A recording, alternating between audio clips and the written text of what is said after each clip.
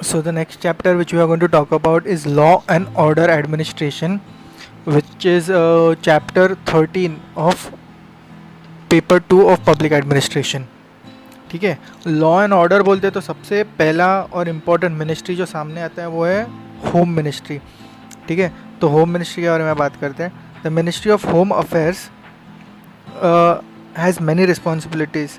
Important amongst them is internal security, management of paramilitary forces, border management, center-state relations with respect to law and order, and administration related to law and order administration related to union territories as well as disaster management. Okay, अभी ये जो home ministry है वो home ministry के departments कौन से हैं.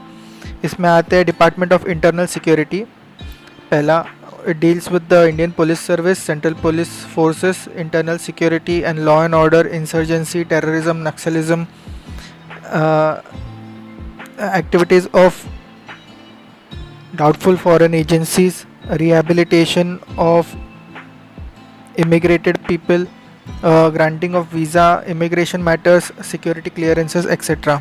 तो ये होगा डिपार्टमेंट ऑफ इंटरनल सिक्योरिटी. फिर है डिपार्टमेंट ऑफ स्टेट्स.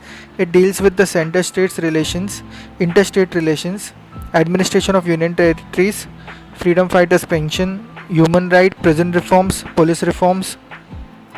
ओके, ये सब law and order related department of state handle करता है अंडर यूनियन होम मिनिस्ट्री. फिर है department of home. It deals with the notifications of office of president and vice president. फिर notification of मतलब notification of appointment और resignation of prime minister. फिर ministers, governors, nomination to Rajya Sabha, Lok Sabha, as well as census of population and registration of births and deaths. फिर एक अलग सा department है for department of Jammu and Kashmir. फिर department of border management. It deals with the management of international borders, including the coastal borders, strengthening the border guarding, creation of the infrastructure at the borders, and border area development. फिर और एक department है department of official language. It works under the official languages act 1963. और ये जो department of border management and department of Jammu and Kashmir है वहाँ पे एक काम है डिपार्टमेंट ऑफ होम मिनिस्ट्री का और दूसरा काम है मिनिस्ट्री ऑफ एक्सटर्नल अफेयर्स का. सो दोनों के अलग अलग काम होते हैं वो एरियाज़ में. फिर वापस डिपार्टमेंट के बाद डिविजन्स भी है ऑफ दिस मिनिस्ट्री. तो अलग अलग डिवीजन में क्या आता है, administrative division, border management division, coordination division, centre state division, disaster management division, finance division, foreigners division, freedom fighters and rehabilitation division, human rights division, internal security division, Jammu and Kashmir division, judicial division, Naxal management division, north east division, police modernisation division, policy planning division, union territories division. अभी ये जो इसके पहले हम लोगों ने departments के बारे में बात किया उसमें वो लोग के फंक्शंस के बारे में बात किया. तो these functions are actually handled by specialised divisions. तो ये सारे उसके डिविजन्स हैं. So basically law and order को मेंटेन करने के लिए, लॉ एंड ऑर्डर के एडमिनिस्ट्रेशन को मेंटेन करने के लिए ये सारे डिविजन्स हैं which coordinate with each other together under the home ministry. ठीक है, फिर इनके अंदर वापस सबऑर्डिनेट एजेंसीज कौन से हैं जो एक्चुअली सामने दिखते हैं टू द पीपल. अलग अलग एजेंसी के बारे में जो हम लोग सुनते हैं, these which work under the home ministry are like intelligence bureau. फिर है कौन सा, बॉर्डर सिक्योरिटी फोर्स है. फिर सेंट्रल रिजर्व पुलिस फोर्स है, सेंट्रल इंडस्ट्रियल सिक्योरिटी फोर्स है, इंडो टिबेटियन बॉर्डर फोर्स है, नेशनल सिक्योरिटी गार्ड है, Sashastra Seema Bal, Assam rifles, bureau of police research and development. फिर national institute of criminology and forensic sciences, national crime records bureau. फिर narcotics control bureau. फिर सरदार वल्लभ भाई Patel national police academy. फिर national investigation agency, north eastern police academy. ठीक है, central fingerprint bureau. फिर office of custodian of enemy property of India, national institute of disaster management. इतने सारे agencies है, ये सबऑर्डिनेट एजेंसीज. अभी इनका स्पेशलाइजेशन और इनका बेसिक वर्क जो फंक्शन है इसके बारे में आगे पढ़ेंगे. उसमें पहला आता है सेंट्रल पुलिस फोर्सेस। इस सेंट्रल पुलिस फोर्सेस में बहुत सारे फोर्सेस है, बेसिकली 8 है। Assam rifles, border security force BSF, CISF central industrial security force, फिर central reserve police force CRPF, Indo Tibetan border police ITBP, national security guard NSG, Sashastra Seema Bal SSB, railway protection force RPF. So these are all known as central paramilitary forces. Okay, इसमें के कुछ forces है जैसे कि Assam rifles, BSF, ये सारे border guarding है। और बाकी जो एग्जांपल CRPF जो है, it assist the states in the matter related to law and order maintenance. फिर CISF का काम अलग है, जैसे कि it provides protection to vital installations such as public sector units, airports, industrial buildings, museums, government buildings, etc. फिर NSG का काम अलग है, it is a specialised force for counter terrorism, anti hijacking operations etcetera. ठीक है, it is also interested with the task of securing high risk VIPs, उनके security का काम भी मिलता है उनको। ठीक है, तो Assam rifles is also known as friends of the hill people. The Assam Rifles, initially it was known as Chachar Levy, CHARLEVY, in 1835. ठीक है, ये ब्रिटिश टाइम से आता है। It is the oldest police force in the country with the headquarter is in Shillong. The Assam Rifle has dual role of maintaining the internal security in the states in the northeastern region as well as guarding the Indo-Myanmar border. फिर दूसरा है border security force BSF। तो BSF was raised in 1965. It was done to do away with the multiplicity of the state forces guarding the Indian borders with neighbouring countries. So अलग अलग state का पहले अलग अलग बाउंड्री पे अलग अलग फोर्सेस था, तो उनको सब मिला के BSF बनाया गया। The operational responsibility of BSF is to spread over the international border with Pakistan and Bangladesh. It is also deployed in the line of control LOC area of Jammu and Kashmir. फिर CISF Central Industrial Security Force. It was raised in 1969. The CISF is mandated to provide security to major critical infrastructure installations of the country in diverse region, including even the मतलब जो critical infrastructure है, देखो village area में या फिर जो नक्सल affected area है वो एरियाज में भी, या जहाँ पे ख़तरा है नेशनल इंस्टीट्यूट्स को, वहाँ पे भी जो इंडस्ट्रियल इंस्टीट्यूट्स हैं उनको, जैसे कि atomic power plant, space installations, defence production units, mines, oil fields, refineries, sea ports, heavy engineering steel plants, fertiliser units, airport, hydro electric power plant, thermal power plants etcetera, उनको fire protection वगैरह ये सब देना या फिर कोई attack से बचाना. The CISF Act was also amended to enable this force to provide security on payment basis to private or joint ventures also for the security of the country's economy as well as the industrial institutions. फिर है important जो force है वो है CRPF, okay, Central Reserve Police Force, CRPF. Initially it was raised as a Crown's representative police in 1939 in Madhya Pradesh. The force was later named as CRPF after independence. It has become the largest central paramilitary force. The CRPF is at present handling a wide range of duties covering law and order and counter-insurgency, anti-militancy and anti-terrorism operations as well. It plays a key role in assisting the states in maintaining the public order and countering subversive activities of militant groups. It plays an important role in peaceful conduct of election in the states as well as of the central elections. The CRPF personnel are on continuous vigil in various sensitive areas of the country. They are also performing guarding duties of the vital installations and buildings or regions. Further, they play an important role in arrangement for the annual functions और जो भी annual बड़े level के governmental activities होते हैं वहाँ पे भी they help. फिर उनमें सब पार्ट से RAF Rapid Action Force and cobra commando battalions for resolute action. फिर रैपिड एक्शन फोर्स क्या है RAF? In 1992 some of the battalions of CRPF were reorganized and converted into RAF. The personals in RAF are trained and equipped to be an effective strike force in communal riots or similar situations. These battalions are located at communally sensitive locations across the country for a quick response in case of such incidents.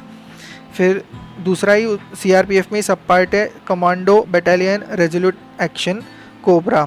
So in 2008 government approved the raising of specialized force named Cobra under CRPF. The Cobra battalions are trained and equipped for commando and guerrilla or jungle warfare type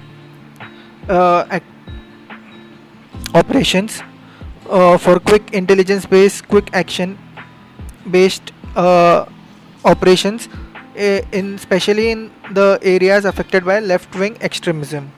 ठीक है. फिर next force है ITBP Indo Tibetan border police force. It was raised in the wake of India-China conflict in 1962. It is deployed on the area of India-China border near the tri-junction of India-China-Myanmar area.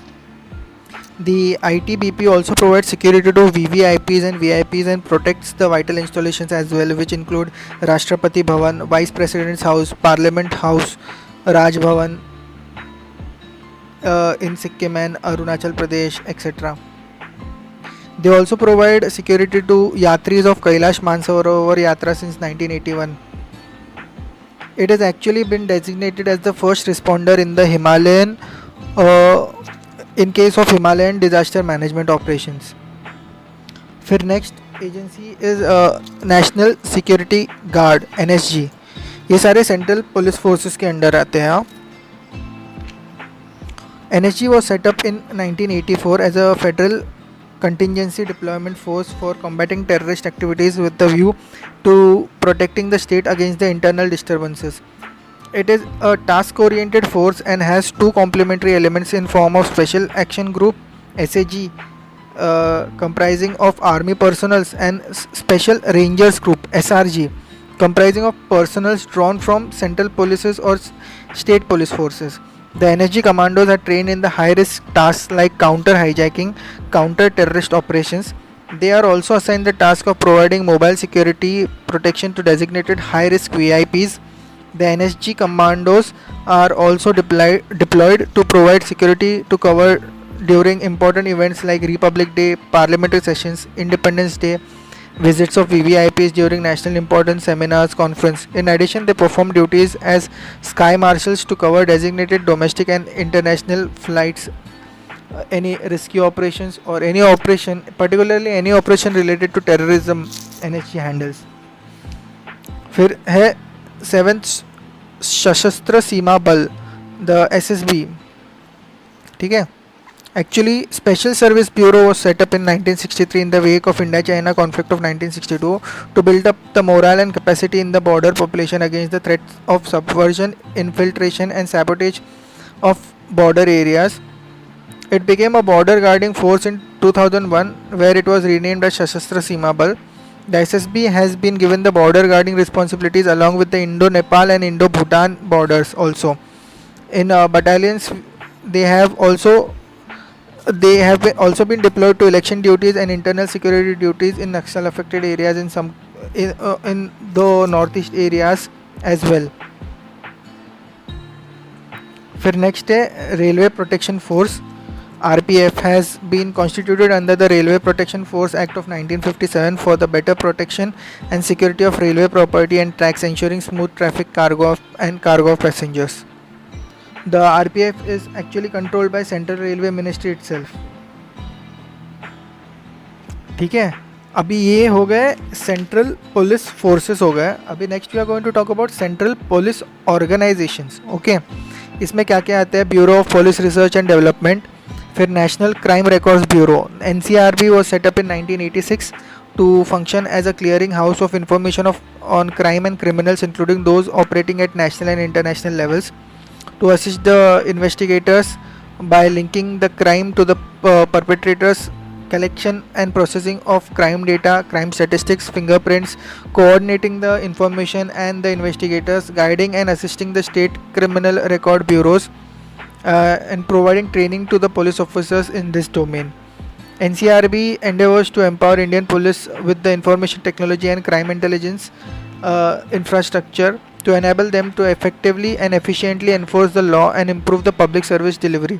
This is achieved through coordination with the police forces at national as well as international levels by upgrading the crime analysis technology and developing IT capabilities. The NCRB is amongst the prime institutes which help in the investigation procedure of and also detailed crime analysis in the country.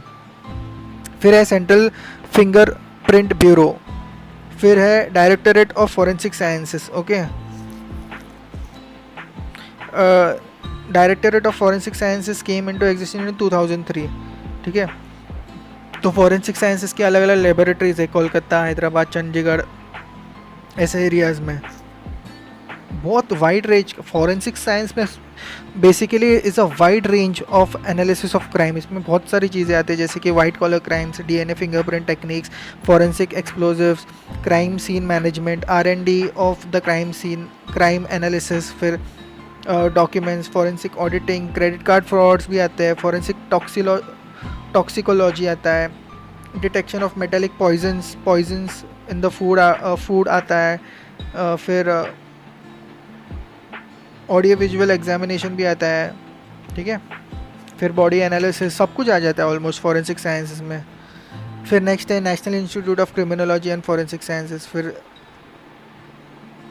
Directorate of coordination of police wireless. It is actually a nodal agency for coordinating the various police communication services in the country. फिर important है जो है narcotics control bureau. The NCP is a national nodal agency created under the Narcotics, Drugs and Psychotropic Substances Act of 1985 for combating illicit trafficking in narcotic drugs and psychotropic substances. It is responsible for coordinating with various ministries and other offices of state or central enforcement agencies. The NCP National Control Bureau, Narcotics Control Bureau. It is responsible for implementation of international obligations under the various UN conventions of which India is signatory against the illicit trafficking of narcotic drugs and psychotropic substances. It provides assistance to concerned authorities in various countries to facilitate the universal action of prevention of the illicit drugs trafficking. Also, the NCB being the national nodal agency for drug law enforcement supports the state governments also by providing central assistance to procure necessary infrastructure and equipments to improve the enforcement capabilities for combating the drugs trafficking. फिर है important institute Sardar Vallabh भाई Patel national police academy. Okay, SVPNPA, which was actually established in 1948 at Mount Abu and was shifted later to Hyderabad in 1975. It is a premier police training institution in the country and now functions as a center of excellence with related to training of police officers.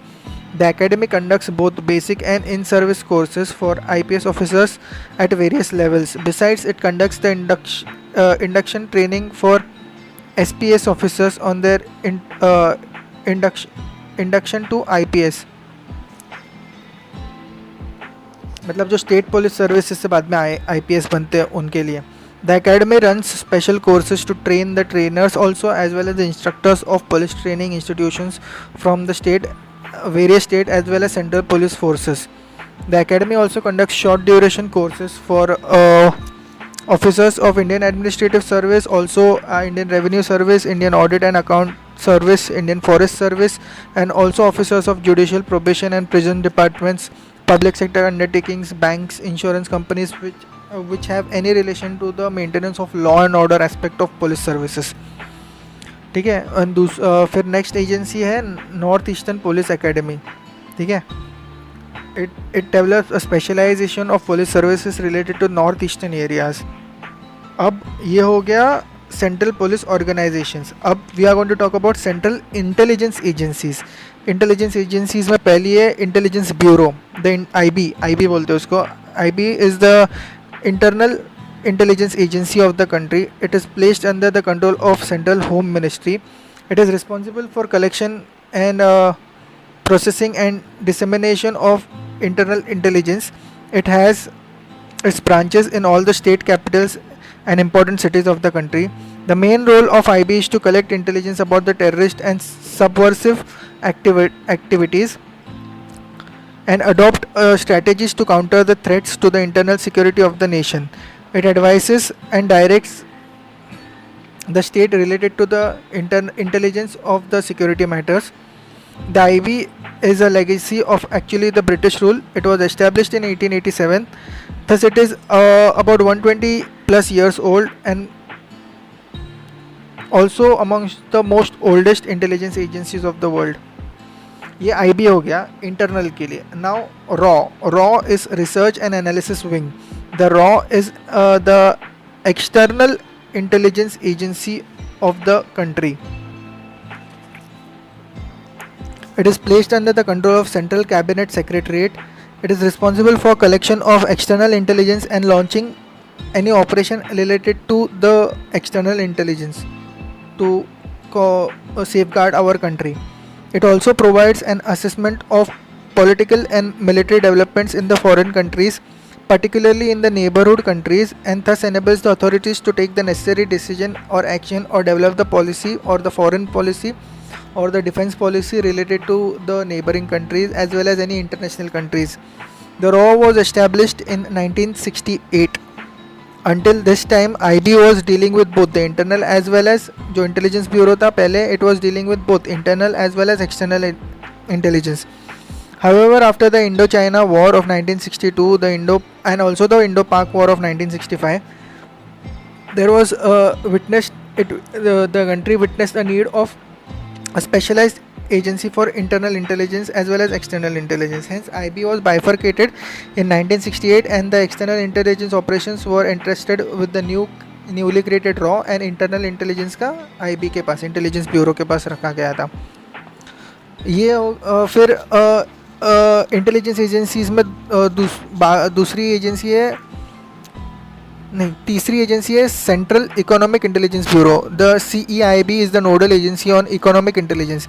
It was set up in 1985 for coordinating and strengthening the intelligence gathering activities and enforcement actions by various agencies concerned with the investigation into economic offences and enforcement of economic laws of the country.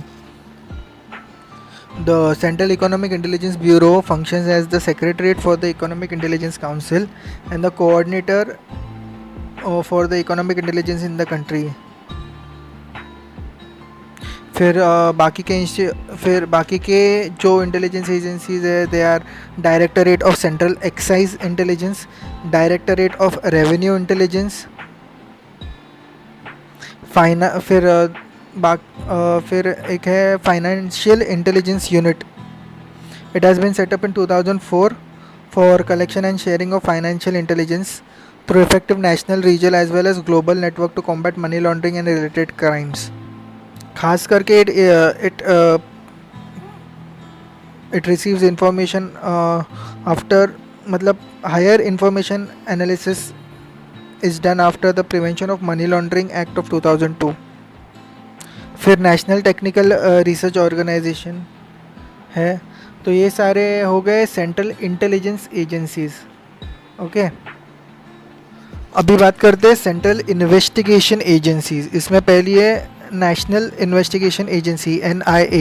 The NIA has been created in pursuance of the enactment of NIA Act of 2008. It is mandated at the national level to investigate and prosecute offences affecting the sovereignty, security and integrity of India, the friend relations with the foreign states and offences under the acts which affect the international treaties, agreements, convention, resolutions of the United Nations and other international organizations.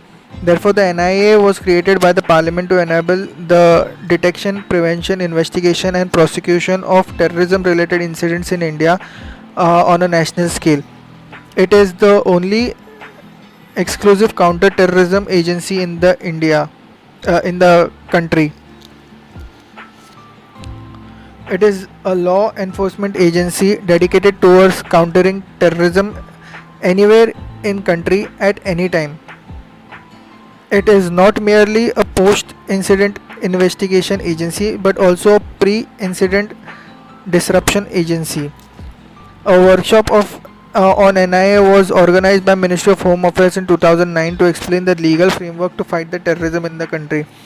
It was also suggested that the NIA should hold regional quarterly meetings with the state police and union territory police forces to discuss the status of cases under investigation and prosecution, fugitives, and other issues related to criminal investigation and terrorism growth in any area of the country.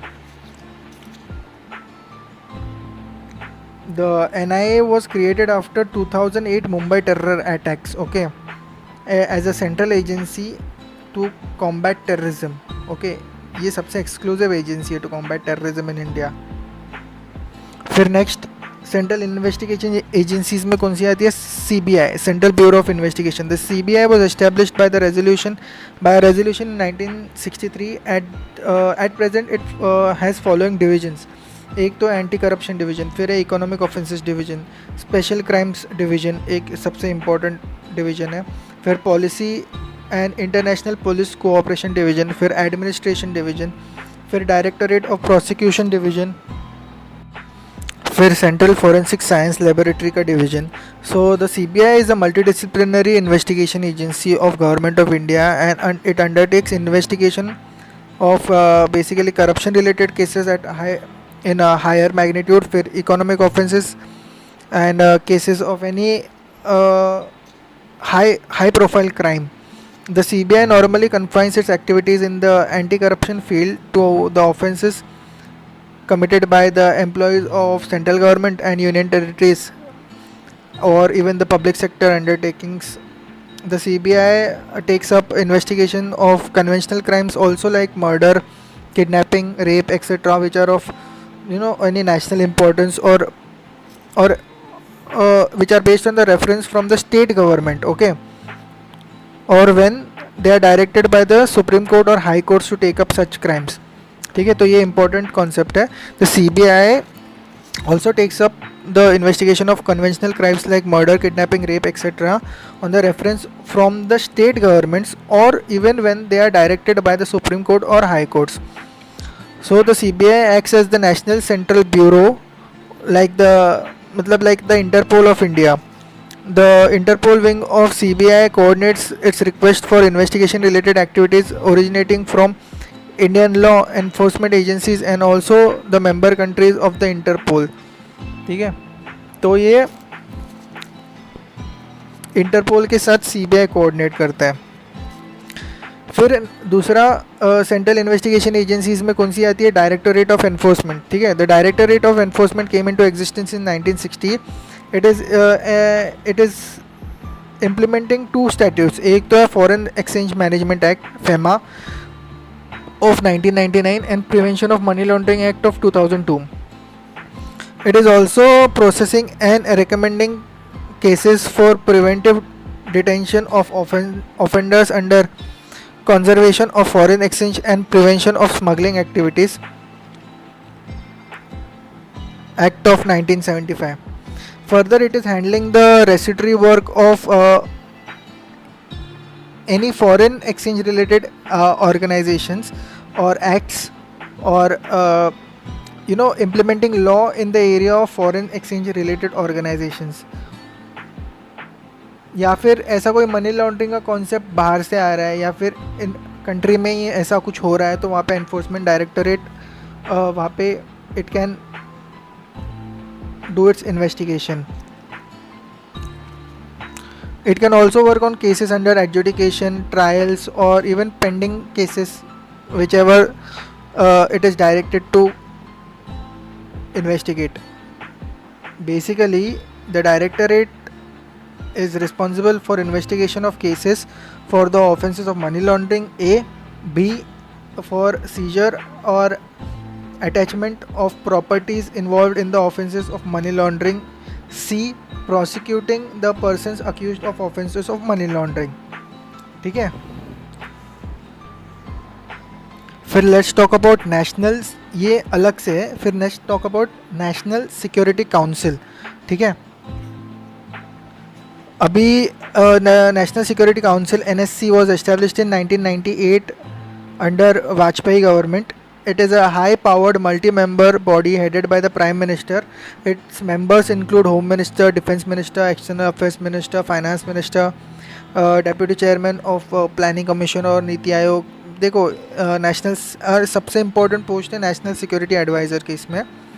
ठीक है. अभी ये membership change होती रहती है according to the various government और जो direction होते हैं प्राइम मिनिस्टर के उस हिसाब से.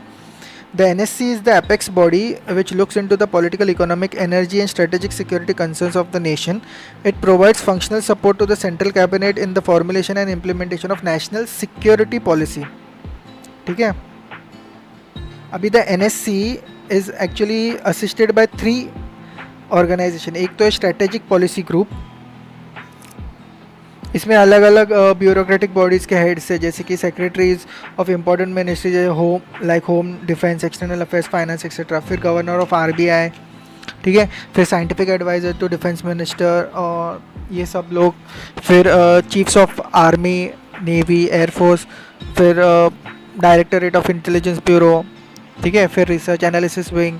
ये सारे जो हेड्स हैं इनके, तो they help in the discussion and deliberation related to policy analysis. फिर दूसरा organisation under it is joint intelligence committee. ये कमेटी एक्चुअली क्या करती है, ये सारे ऑर्गेनाइजेशंस का इंटेलिजेंस मिला के एक एनालिसिस करती है. फिर है नेशनल सिक्योरिटी एडवाइजरी बोर्ड, इसके अंडर ही.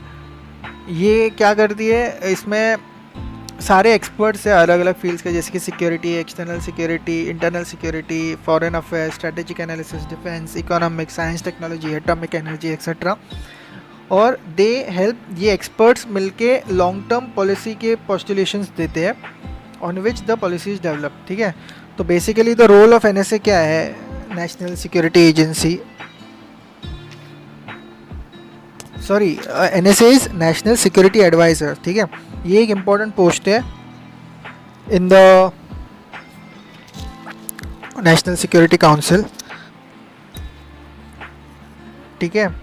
तो what are the roles of NSA, national security adviser?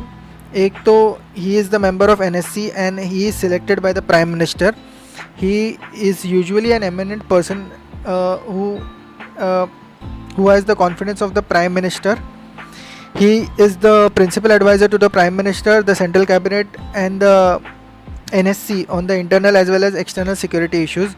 He regularly advises the Prime Minister on internal and external threats and oversees the strategic issues. He does the analysis of the strategic issues. He functions as the channel for the effective functioning of National Security Council. He receives the intelligence report from IB, RAW and other agencies and coordinates them to submit before the Prime Minister. He serves to the Prime Minister as a special advisor on the border issues, especially with Pakistan, China, also in the cases of crisis in Kashmir or in northeastern states. He usually accompanies Prime Minister on his visits to foreign countries and international conferences. He is the chairman of National Intelligence Board, the board which was constituted in 2006 for better coordination and effective management of intelligence operation. He exercises direct control over many organizations. उसमें एक तो है National Technical Research Organization etc. So बहुत सारे जो intelligence के जो भी स्ट्रैटेजिक इश्यूज़ है या फिर बेसिकली सबका एनालिसिस करके स्ट्रैटेजिक इश्यूज़ का जो लास्ट और या फिर बेस्ट एडवाइस जो प्राइम मिनिस्टर को जो इंसान देता है, he is the national security adviser. ये मतलब अलग ही है, होम मिनिस्ट्री से भी अलग आता है ये नेशनल सिक्योरिटी काउंसिल, अलग से है. फिर है सिविल डिफेंस ऑर्गेनाइजेशन. तो civil defence it actually includes any measurement not amounting to actual combat, like warlike combat, but for affording protection to any person, property or place against any hostile attacks, whether from air, land or sea or other places. It also helps in intelligence gathering, maintenance of communal harmony, prevention of rumor mongering, reporting of suspicious activities, and maintaining of general vigil in the area of their operation. They assist in police in the law and order situations. They rescue the relief operations during man-made disasters. They help also in evacuation of casualties and provide first aid. Basically, they help in saving life and property, minimizing damage, maintaining and continuity of the law and order situation. Law and order maintenance. ठीक है, so the civil defense organization are under Civil Defense Act of 1968. फिर है role of home guards. Okay, home guards is actually a voluntary force first raised in India in 1946 to assist the police in the controlling of civil disturbances and communal riots. Subsequently, the concept of voluntary citizens was adopted in various states. ठीक है, and फिर home guards concept was developed. The function of home guards is as follows: to serve as an auxiliary to the police in the maintenance of law and order and internal security situations, to help the community in any kind of emergency such as air raid, fire, cyclone, earthquake, epidemic, etc., to help in maintenance of essential services, to promote the communal harmony, and to assist the administration in protecting the weaker sections, to participate in socio-economic and welfare activities, to perform civil defense duties, etc. The home guards are of two types, एक तो rural और urban है, या फिर border states में border wing home guards होते हैं. ठीक है, so they are recruited under home guards act. anyone from any field from age of 18 to 50. The normal tenure is of 3 to 5 years. अभी पुलिस के बारे में बात करेंगे. ओके, जो स्टेट पुलिस या फिर जो एक्चुअली पुलिस सर्विस जो होती है उसके बारे में बात करते हैं. ये सेंट्रल के बारे में बात कर लिया, अभी स्टेट के बारे में थोड़ा बात कर लेते हैं. देखो, इसके बारे में पहले बात करते हैं. We should understand some background. एक तो है कि देखो, democracy is essential for conflict resolution and nation building, particularly in pluralistic states. It is only through the mutual understanding and mutual respect for the process and the dialogue and the genuine grievance redressal that any conflicts in any community can be removed. In ancient India, the governance was based on dharma and danda. देखो, दंडनीति, the law of punishing the evil doers was an important character of state craft. Kautilya's Arthashastra describes the nature of police organizations in their functions also. In that time also, the police administration had become more vivid in the time of Mughal era. In this era, the policing was carried out at 3 levels. एक तो है सूबेदार, मतलब he was the in charge of whole subas, मतलब province. फिर फौजदार, who was the in charge of सरकार, मतलब डिस्ट्रिक्ट. एंड फिर थानेदार, who was the in charge of थाना अंडर इट. ठीक है, so the modern police system was established in about 19th century by the British in India. The East India Company initially came to India for trade and commerce. So East India Company had established the police system in India to protect and maximize their commercial and economic interest. But later on, फिर जब colonization किया, फिर वो police in law and order के इसमें भी आ गई. The officials who were in charge of military warfare were also responsible for policing activities in the British era. अभी हम लोग ब्रिटिश लेगेसी के बारे में बात कर रहे हैं. ठीक है, so in 1843 the governor of Sindh province sir Charles Napier for the first time created a civilian policing system. Sir Charles Napier could be referred as, even some people refer him as the father of Indian police system. The system which he introduced was actually based on Irish constabulary policing model. As the system was successful in Sindh province, it was later extended to Mumbai presidency and then to Madras presidency in the year 1861. The Indian Police Act was later on enforced in 1861. From there, the police system had become a pan-Indian phenomenon in an organized form. The police system known to the British in that period was organized into two types. एक तो है metropolitan bobby system and दूसरा है Irish constabulary police system. ठीक है. The metropolitan Bobby system is also known as London policing system.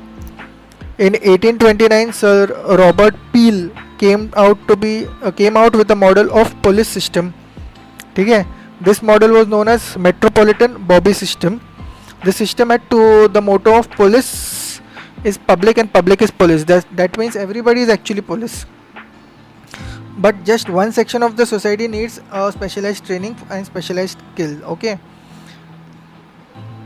The system provides for unarmed civil policing system. Thus, the police and the policing is actually a service, not force. The police should uphold the law and serve the people. The police should be an autonomous body. There was मतलब ये as per Robert Peel है. There was no interference by administration in the policing functions. It actually started in London, therefore it is also called as London policing system. ठीक है. This system became the base model for the most of the modern policing systems across the Western developed countries.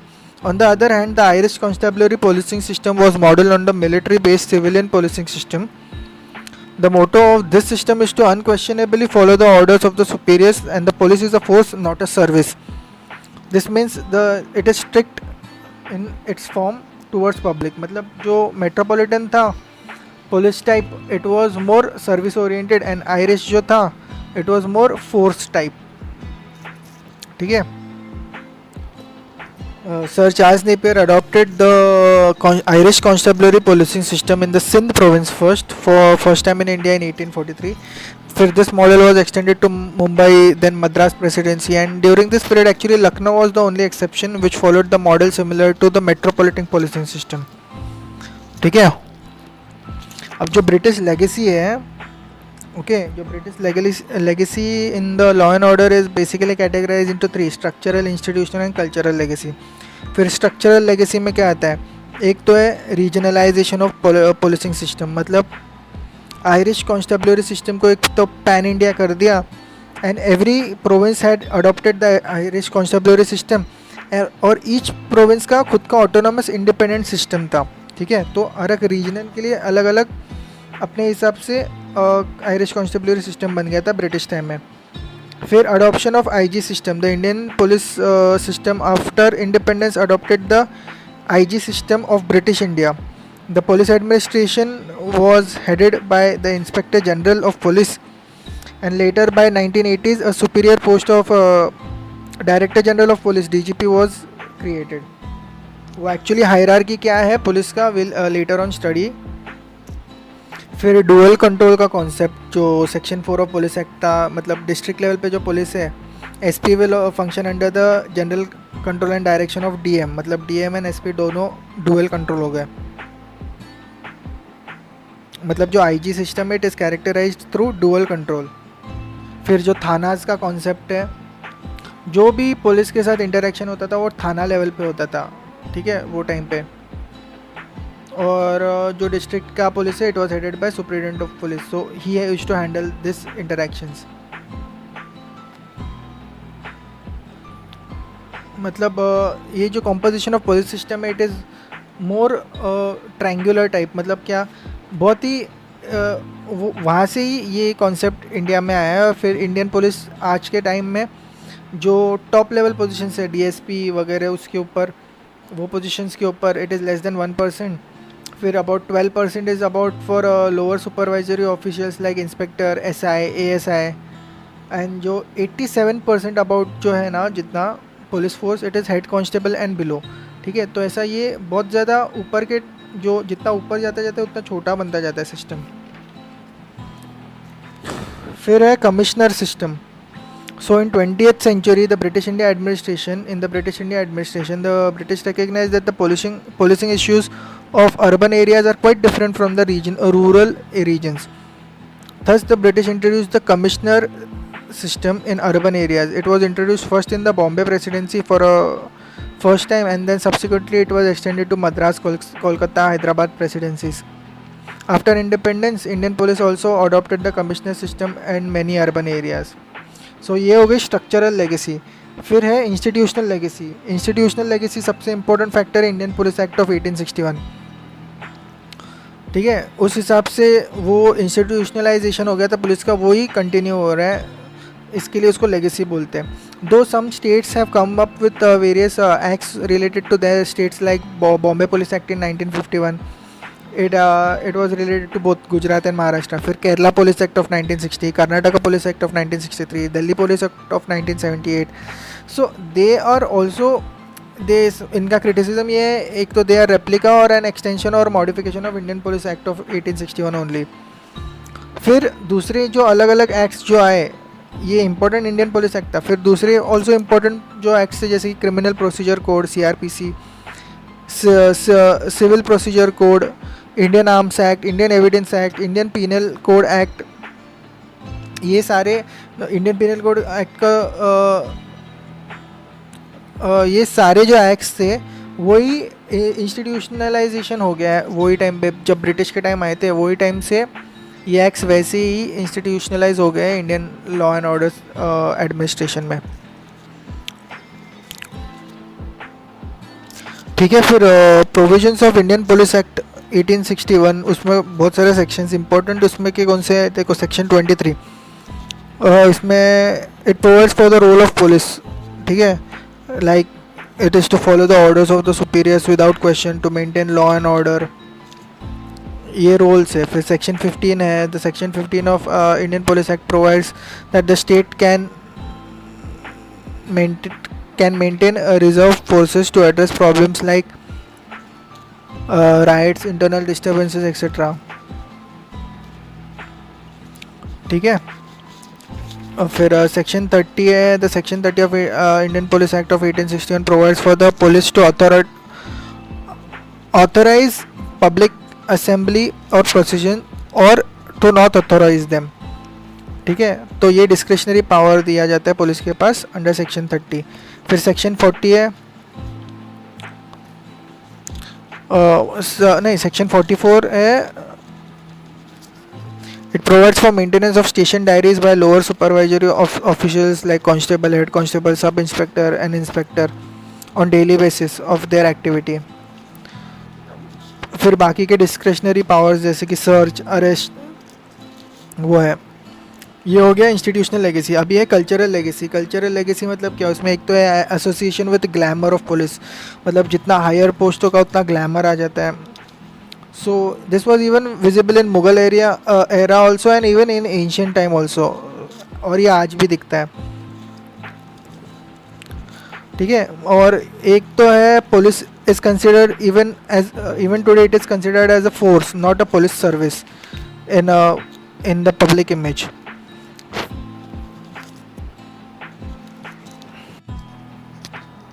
ठीक है, तो अभी British legacy पढ़ ली. अभी let's study structure of Indian police.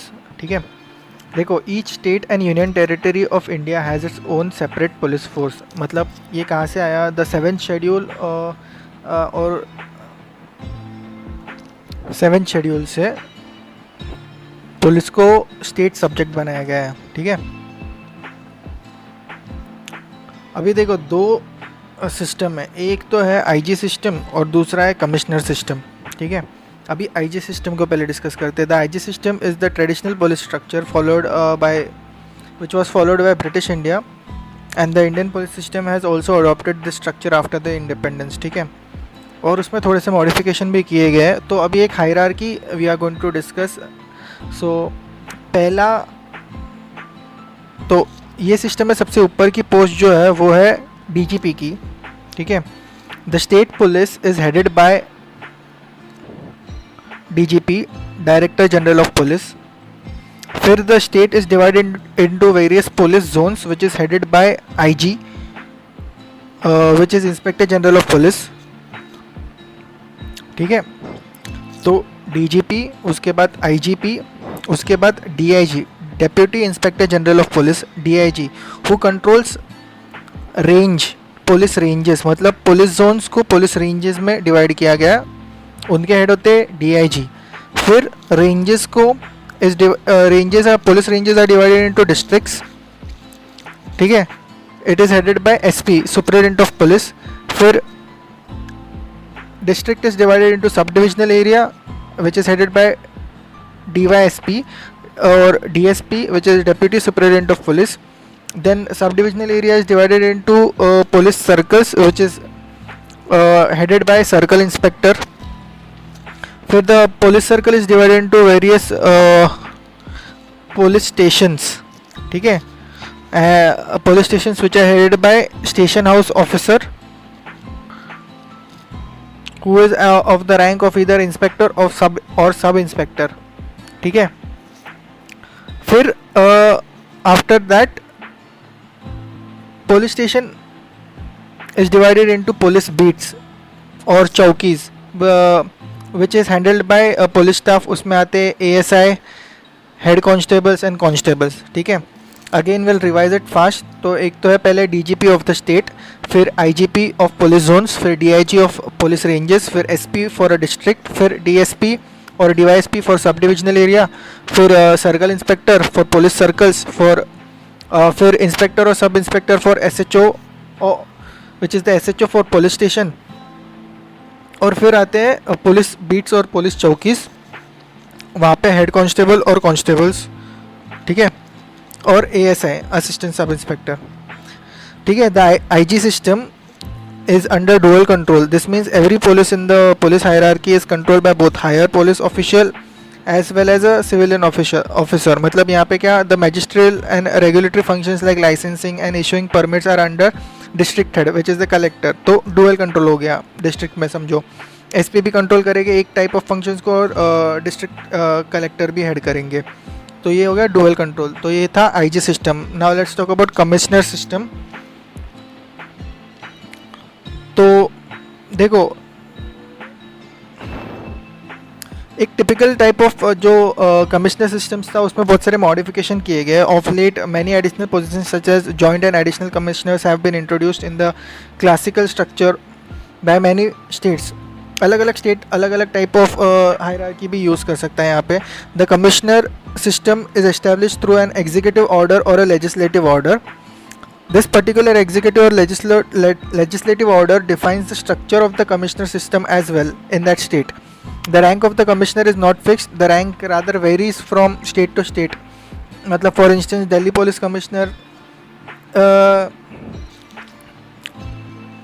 is the rank of DGP, okay, Director General rank, और Mumbai Police Commissioner is the rank of AGP, मतलब Additional Director General rank. ठीक है, तो commissioner system is directly under the state home ministry of the state. Okay, home minister जो होता है of the state, he is the actually the final authority for the commissionerate system. There are no intermediaries. The magisterial and the regulatory functions such as licensing and issuance of permits is also under its own control. मतलब यहाँ पे commissionerate system के पास, police के पास ही आता है वो licensing and control, licensing and issuance of permit. ठीक है, the national police commission has recommended for setting up of commissioner system for every urban area which is population larger than 5 lakhs. तो एक बार एक commissioner system के hierarchy को देख लेते हैं. पहले ऊपर आता है कमिश्नर, ये एक अर्बन एरिया के लिए, समझो एक मुंबई सिटी के लिए. ठीक है, सबसे ऊपर आते हैं कमिश्नर, फिर डिप्यूटी कमिश्नर, फिर असिस्टेंट डिप्यूटी कमिश्नर. ठीक है, फिर वहाँ पे फिर सर्कल इंस्पेक्टर जो पुलिस सर्कल के लिए होते हैं. फिर वहाँ पे police circle is divided into police station. फिर इंस्पेक्टर सब इंस्पेक्टर वहाँ पे SHO. एंड फिर पुलिस स्टेशन में हेड कांस्टेबल ASI जो कि इन पुलिस और कांस्टेबल होते हैं इन वेरियस पुलिस बीट्स और चौकीज़. ठीक है, तो बेसिकली डिफरेंस क्या है between the IG system and commissioner system. एक तो देखो IG system is under district administration as well. तो therefore there are intermediaries between the मतलब वहाँ पे डुअल कंट्रोल आ जाता है. कमिश्नर सिस्टम में डुअल कंट्रोल नहीं है. कमिश्नर सिस्टम का it is directly under the authority of state home ministry. ठीक है, अब देखो we are going to talk about centre's role in police administration as well. मतलब कई जगह पर थोड़े से इश्यूज होते हैं कि सेंट्रल और स्टेट का ज्यूरिसडिक्शन क्या है. फिर सेंट्रल और स्टेट में पुलिस को लेके बहुत सारी न्यूज़ आती रहती है. तो we are going to study about that. देखो पहली चीज़ है the Indian constitution enlist the public order and police in the list 2, that is the state list of the 7th schedule. Irrespective of this, centre plays a very crucial role in the police administration. कैसे? देखो, एक तो पहले provisions of constitutions देखते हैं जहाँ पे centre के पास भी पावर दी जाती है. एक तो सबसे इम्पोर्टेंट है article 355. Article 355 of the Constitution says that it is the duty of the Union to protect the states against the external aggressions and internal disturbances. So, taking advantage of this article 355, the center has many times in various states again and again interfered in the state police. ठीक है, बहुत सारे सालों में, इतने साल हो गए इंडिपेंडेंस को, बहुत सारे जगह पे ऐसा देखा गया है. The center has then come out with many rules and regulation in this regard for enforcing article 355. फिर there are entries in the list 1. list 1 जो list 1 कौन सी लिस्ट है? यूनियन लिस्ट है. ठीक है, तो यूनियन लिस्ट में एंट्री 2A है. 2A, the entry 2A of the list says that the deployment of any armed forces of the union or any other force subject to the control of the union or any contingent or unit thereof in the state can be deployed in aid of civil power, jurisdiction and privileges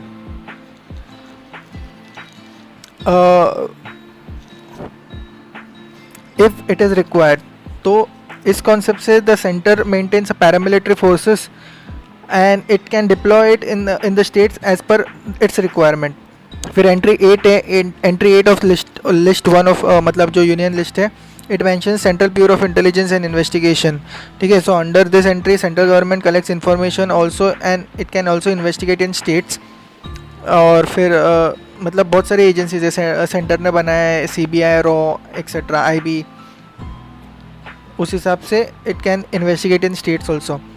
फिर entry 65 है. Entry 65 of list 1, it says union agencies and institutions for professional vocational technical training including training of police officers. ठीक है, तो centre भी train कर सकता है और सेंटर अलग अलग इंस्टीट्यूट्स भी बनाता है रिसर्च एंड डेवलपमेंट के, जैसे कि national crime resource bureau, national academy of police, ये सारे. तो इस हिसाब से सेंटर और स्टेट में रिलेशन पुलिस का बढ़ता है. फिर एंट्री 70 ऑफ लिस्ट 1, वहाँ पे union public service, all India services, मतलब यहाँ पे IPS आ जाता है, Indian police service. The cadre controlling होता है IPS का, वो मिनिस्ट्री ऑफ होम के पास होता है, सेंट्रल होम मिनिस्ट्री के पास. और जो एक्चुअली ये IPS का हो गया, एंड जो IAS का केडर कंट्रोलिंग मिनिस्ट्री है वो है ministry of personal, central ministry of personal. अभी ये जो एंट्री 1 है ना लिस्ट 2 में पब्लिक ऑर्डर के बारे में बात किया गया है लिस्ट 2 में. बट ये public order police you can use, but it does not include the use of naval, military or air forces, okay, or any other armed forces of the union. ये लिस्ट 2 के बारे में बात हो रही थी. एंड ये एंट्री 1 थी public order, and entry 2 list 2 की कौन सी है? पुलिस. हाँ, it includes the railway as well as village police, okay. And they are also subject to provisions of entry 2A in the list 1.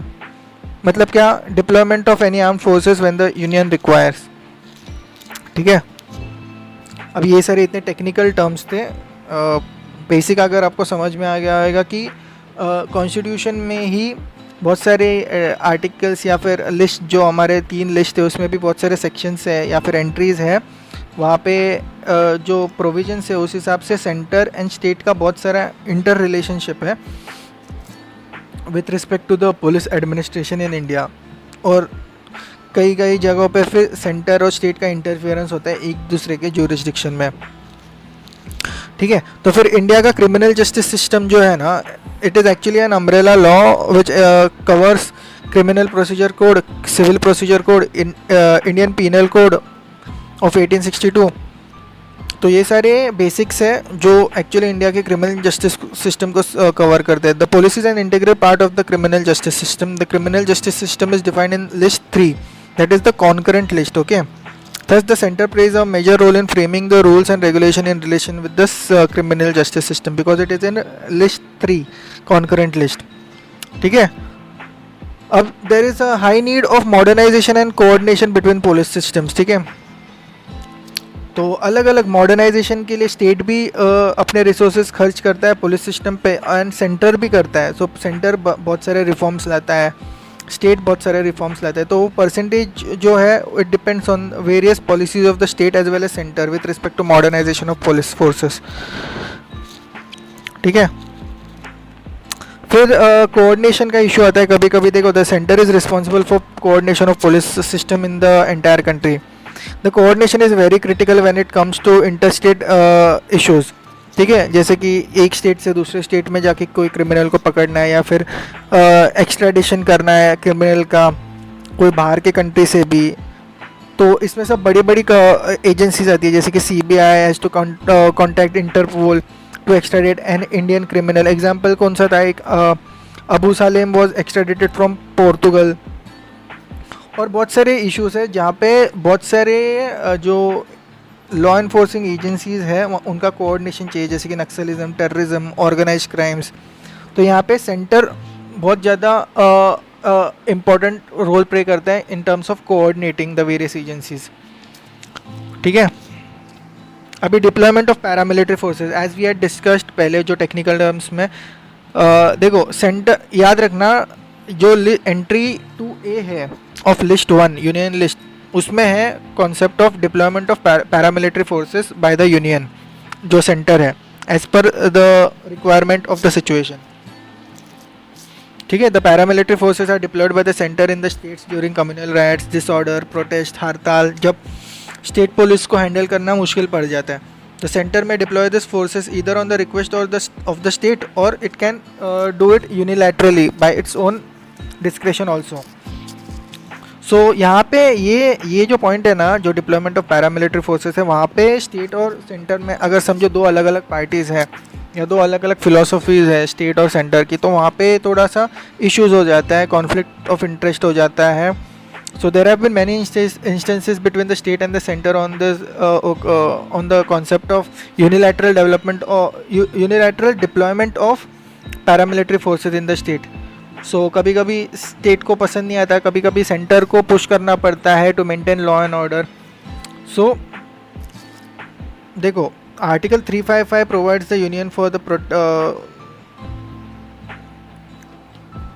it is the duty of the union for protection of states against the internal disturbances and external aggression, ठीक है। तो ये concept पे state जो centre है वो state में अपने फोर्सेस भेजता है, पैरामिलिट्री फोर्सेस। और it is very important that ये इशू को सॉल्व किया जाए कि जो सेंटर और स्टेट का जो रिलेशन है when it comes to deployment of forces, वो एक कॉर्डियल रिलेशनशिप हो, दोनों में डेलिब्रेशन एंड डिस्कशन हो। कोई भी चीज़ जब लेट्स से कोई भी चीज़ का कॉन्फ्लिक्ट ऑफ इंटरेस्ट या फिर कॉन्फ्लिक्ट ना बढ़ जाए बिटवीन स्टेट एंड सेंटर, क्योंकि ये डेमोक्रेसी उस पर ही डिपेंडेंट है, ठीक है। फिर अभी एक डिबेट है that should the public order, जो अभी पब्लिक ऑर्डर एंड पुलिस जो है, जो अभी स्टेट के अंदर आती है, should it be included in the concurrent list. देखो, अभी इसके जो सपोर्टर्स है वो क्या बोलते हैं, या फिर अभी इसमें है कि देखो सेंटर और स्टेट के बीच में बहुत बार ऐसा इंटरफियरेंस का इशू आया है एक दूसरे के ज्यूरिस्डिक्शन में, क्योंकि समझो सेंटर ने भेज दिया या फिर फोर्सेस को, या फिर डिस्कशन और डेलिब्रेशन नहीं हुआ। सो यहाँ से वो डिबेट जनरेट हुआ कि पुलिस को कॉन्करेंट लिस्ट में डालना चाहिए 7 शेड्यूल के, या स्टेट लिस्ट में ही रखना चाहिए, ठीक है। तो कौन से आर्ग्यूमेंट्स फेवर करते हैं to put public order and police in the concurrent list which is the list 3। एक तो है कॉन्सेप्ट ऑफ ऑर्गेनाइज क्राइम, जो मर्डर्स होते हैं, फिर किडनैपिंग होते हैं, which are spread across the nation, मतलब जो ऑर्गेनाइज लेवल पे होते हैं ना, तो ये मतलब जिन क्राइम्स का फिक्स लोकेशन नहीं होता एक स्टेट में, वैसे क्राइम्स को आइडेंटिफाई करना चाहिए जो एक्चुअली पुलिस के अंडर भी आते हैं, और वैसे क्राइम को निकाल कर कॉन्करेंट लिस्ट में ऐड करना चाहिए, या फिर पुलिस को कॉन्करेंट लिस्ट में ऐड कर देना चाहिए। तो फिर वो ऑल इंडिया लेवल पर पॉलिसी बनाई जा सकती है to stop the organised crime. फिर there is an emergence of threat of international and inter state linkages with the naxalism, terrorism, narco terrorism, internet crimes etcetera. तो ये सारे जो हाई लेवल इंटरकनेक्टेड क्राइम्स है, इनको सॉल्व करने के लिए पुलिस को कॉन्करेंट लिस्ट में डालना चाहिए, ऐसा एक आर्ग्यूमेंट है।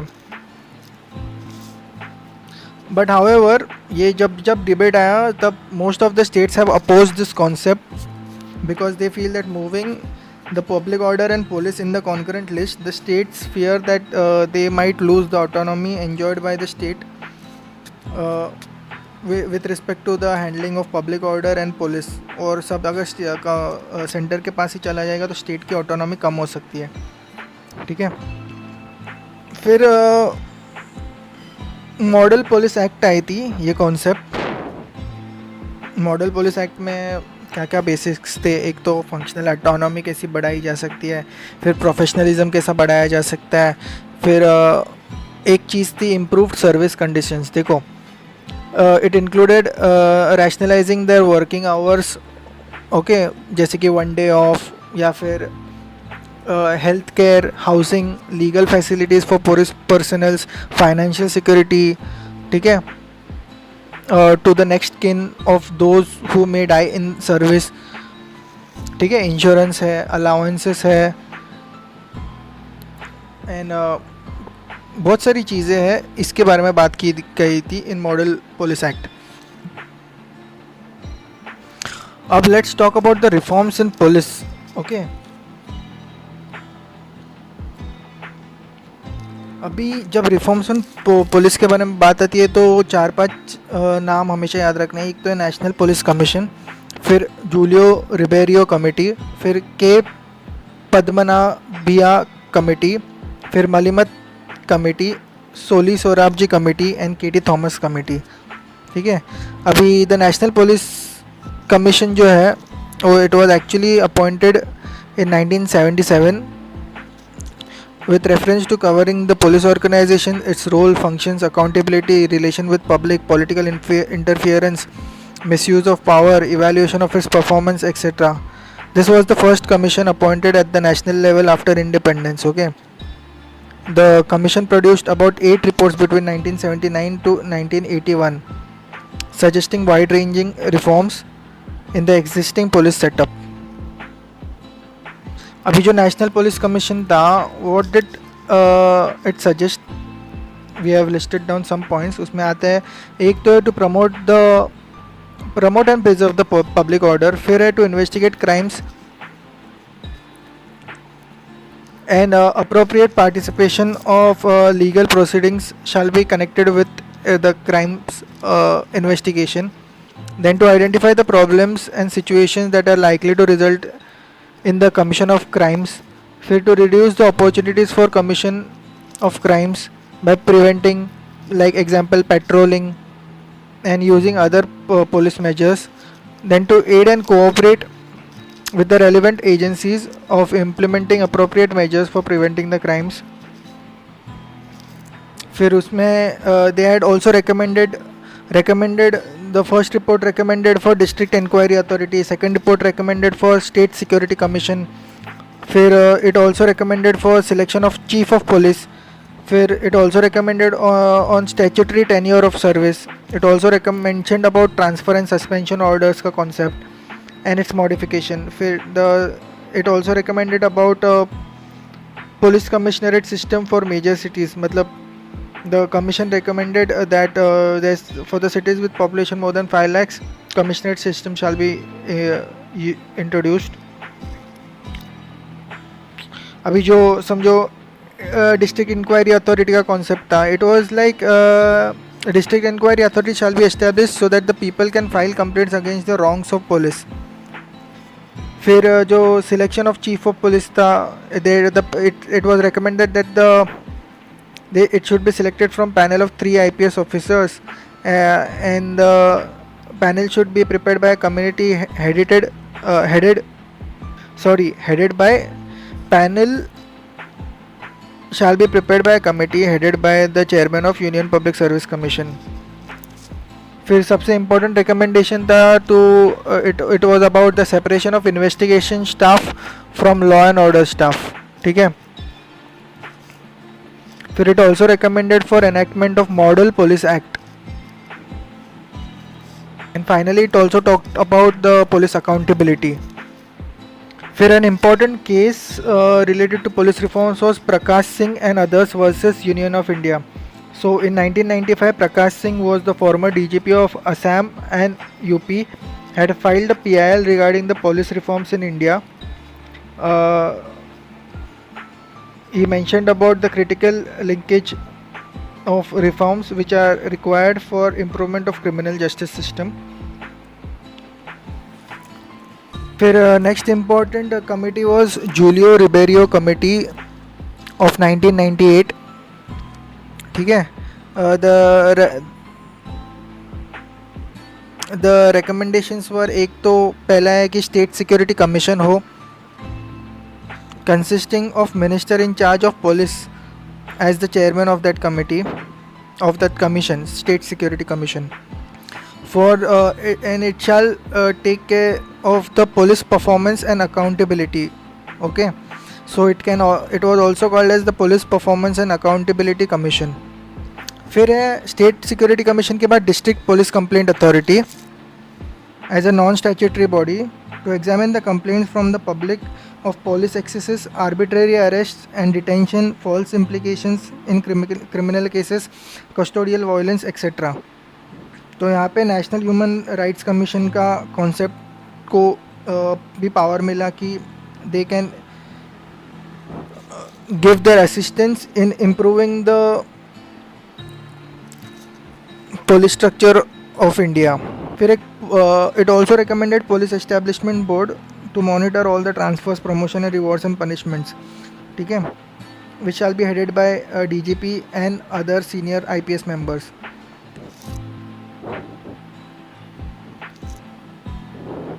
ठीक है, तो ये था जूलियो रिबेरियो कमेटी जो 1998 का रिकमेंडेशंस. इसमें क्या क्या था? State security commission, district police complaints authority, police establishment board,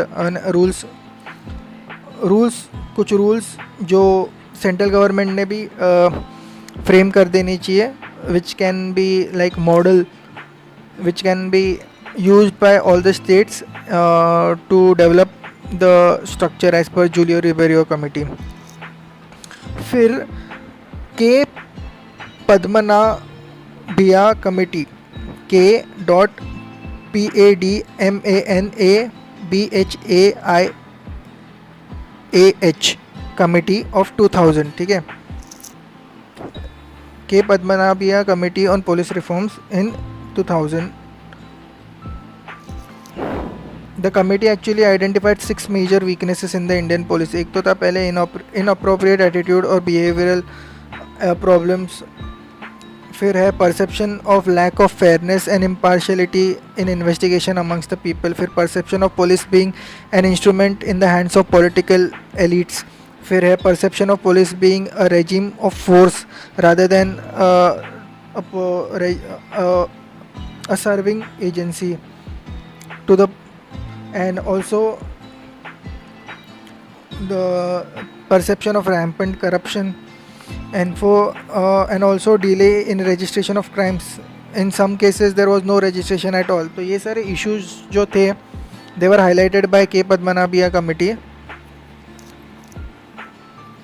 ठीक है, तो ये सारे इवन जो जूलियो रिबेरो कमेटी था या फिर के पद्मनाभिया कमेटी था, इनके और जो भी जो कमिटीज़ हैं उनके रिकमेंडेशन सब एनपीसी मतलब नेशनल पुलिस कमीशन के जो रिकमेंडेशन थे उसी लाइन पर थे. ठीक है, तो जो के पद्मनाभिया कमेटी में रिकमेंडेशन थे वो भी they were similar to Julio Ribeiro committee and NPC. फिर नेक्स्ट कमेटी थी Malimath committee on reforms of criminal justice system. ठीक है, इन 2003.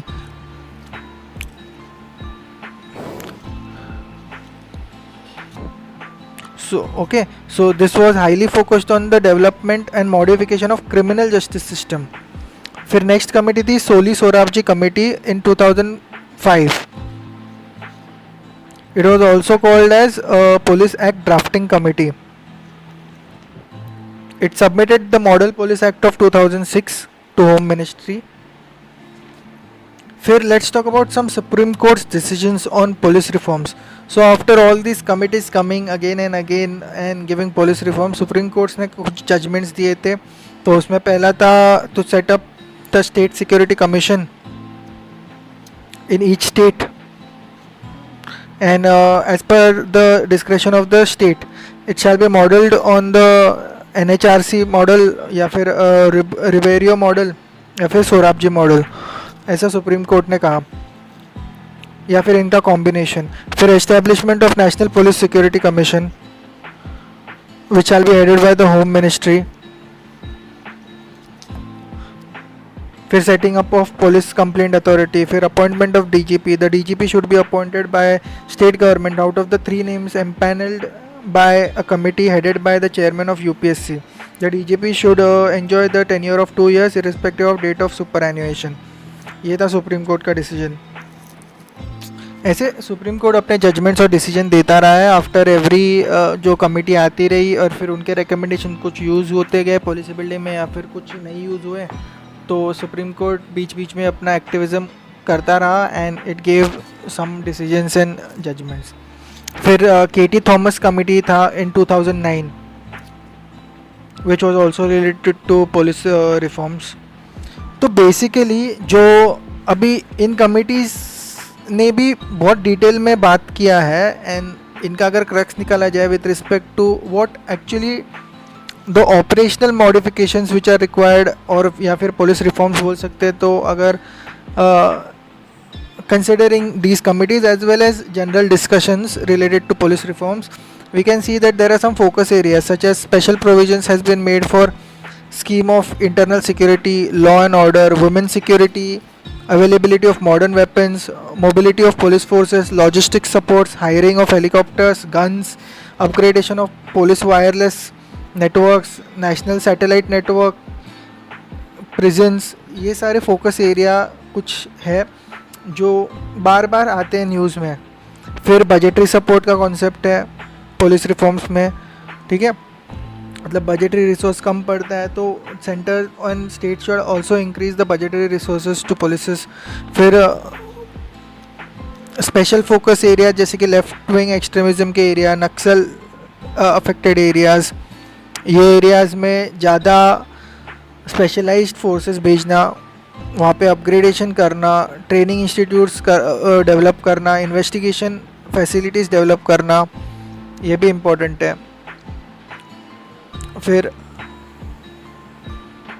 नेशनल डेटाबेस को डेवलप करना is important. Criminal justice system के डेटाबेस को डेवलप करना, प्रिजन्स के डेटाबेस को डेवलप करना, फॉरेंसिक साइंस लेबोरेटरीज़ को डेवलप करना, ठीक है. तो इतनी सारी चीज़ें हैं. ये चीज़ें प्लस ये सारे जो कमिटीज़ के जो कॉन्सेप्ट्स थे और रिकमेंडेशंस थे, they are all included in the reforms concept of police reforms which are required in India.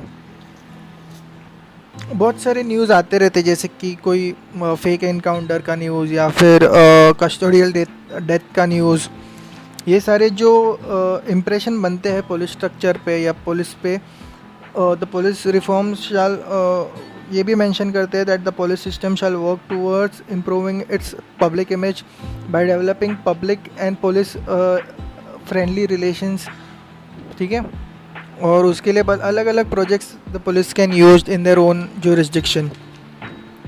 फिर परफॉर्मेंस अप्राइजल का इशू है. देखो कोई भी ऑर्गेनाइजेशन को सक्सेसफुल होने के लिए, खास करके पुलिस को, तो motivation and commitment to service is extremely important, ठीक है. तो अभी एक कॉन्सेप्ट है पुलिस में कि जिसको लेक वेड गॉन सिंड्रोम भी बोलते हैं. मतलब उसमें क्या कंसिडर किया जाता है कि everybody is considered equally good, पर ऐसा होता है कि कभी कभी ऑर्गेनाइजेशन में कुछ police officers they perform better और some police officers they perform less, तो उस हिसाब से अप्रेजल होना चाहिए. अभी नेशनल पुलिस कमीशन ने भी it had recommended some changes in performance appraisal. एक तो कंटिन्यूस कंपोनेंट होना चाहिए जो रेगुलर बेसिस पे होना चाहिए throughout the whole year stages में, एंड जो एक है एनुअल परफॉर्मेंस अप्रेजल भी होना चाहिए, ठीक है, this was recommended by NPC, national police commission. फिर ट्रेनिंग के बारे में बात करते हुए देखो, ट्रेनिंग की जब पुलिस ट्रेनिंग की बात होती है तो इम्पोर्टेंट कमेटी थी गोरे committee. It had submitted report on police training. It had recommended that the traditional pedagogic training shall be replaced by andragogic training method. Pedagogic मतलब child type child learning and andragogic मतलब man leading method. Basically adult type education या फिर a matured education as per the time। ठीक है, तो फिर second ARC ने और गोरे कमेटी दोनों ने भी, Gore committee on police training between 1971 to 73, ये दोनों कमेटी ने they had given recommendations about the improvement of training structure of Indian police. अभी तो जो सेकेंड एडमिनिस्ट्रेटिव रिफॉर्म्स कमीशन था, it had classified functions of state police into following categories. एक तो है पहले prevention of crime including intelligence gathering, फिर investigation of crime, फिर मेंटेनेंस ऑफ पब्लिक ऑर्डर, फिर assistance in crime criminal trial, assistance in criminal trial, okay, not assistance in crime related investigation procedure only, but also assistance in criminal trial. ठीक है, तो ये correction था। फिर providing security to vital installations and important persons, फिर service oriented functions, उसमें क्या क्या आते हैं, एक तो emergency duties during national calamities, फिर providing assistance to other agencies, assisting in conducting elections, फिर ट्रैफिक कंट्रोल ऑल्सो, फिर verification of various documents etcetera if required by law, फिर helping, basically helping in enforcement of law. फिर और recommendations में आते हैं कि there shall be international expertise, international collaboration on police training as well, मतलब यहाँ के IPS officers shall be sent to other countries to understand their police structure, वहाँ के दूसरे कंट्रीज़ के पुलिस ऑफिसर्स को यहाँ पे बुला के ट्रेन करना एक्सेट्रा। फिर बायोमेट्रिक साइंस जो है टू अंडरस्टैंड द क्रिमिनल, या फिर उसका डेटा, क्रिमिनल का डेटा बनाने के लिए। देखो बायोमेट्रिक मतलब उसमें बहुत सारी चीज़ें आती है, एक तो साइकोलॉजिकल चीज़ें आती है, हाँ, या फिर इवन नॉट साइकोलॉजिकल बट एक तो बिहेवियरल वी कैन से। फिर फिजियोलॉजिकल चीज़ें आती है, उसमें आता है fingerprint, face recognition, DNA, palm prints, hand geometry, iris recognition, ठीक है, ओडर, सेंट, बहुत सारी चीज़ें आती है। फिर बिहेवियरल में भी बहुत सारी चीज़ें आती है, वॉइस वगैरह। सो ये सारी चीज़ों का भी डिटेल स्टडी होना चाहिए और उसकी एक एक्सपर्ट ब्रांच होनी चाहिए पुलिस में। सब अगर आप एक ही पुलिस, कोई भी एक ही एजेंसी समझो, स्टेट पुलिस को सब काम दे देंगे तो एक्सपर्टीज़ डेवलप नहीं होगा। So we need to develop more expertise also.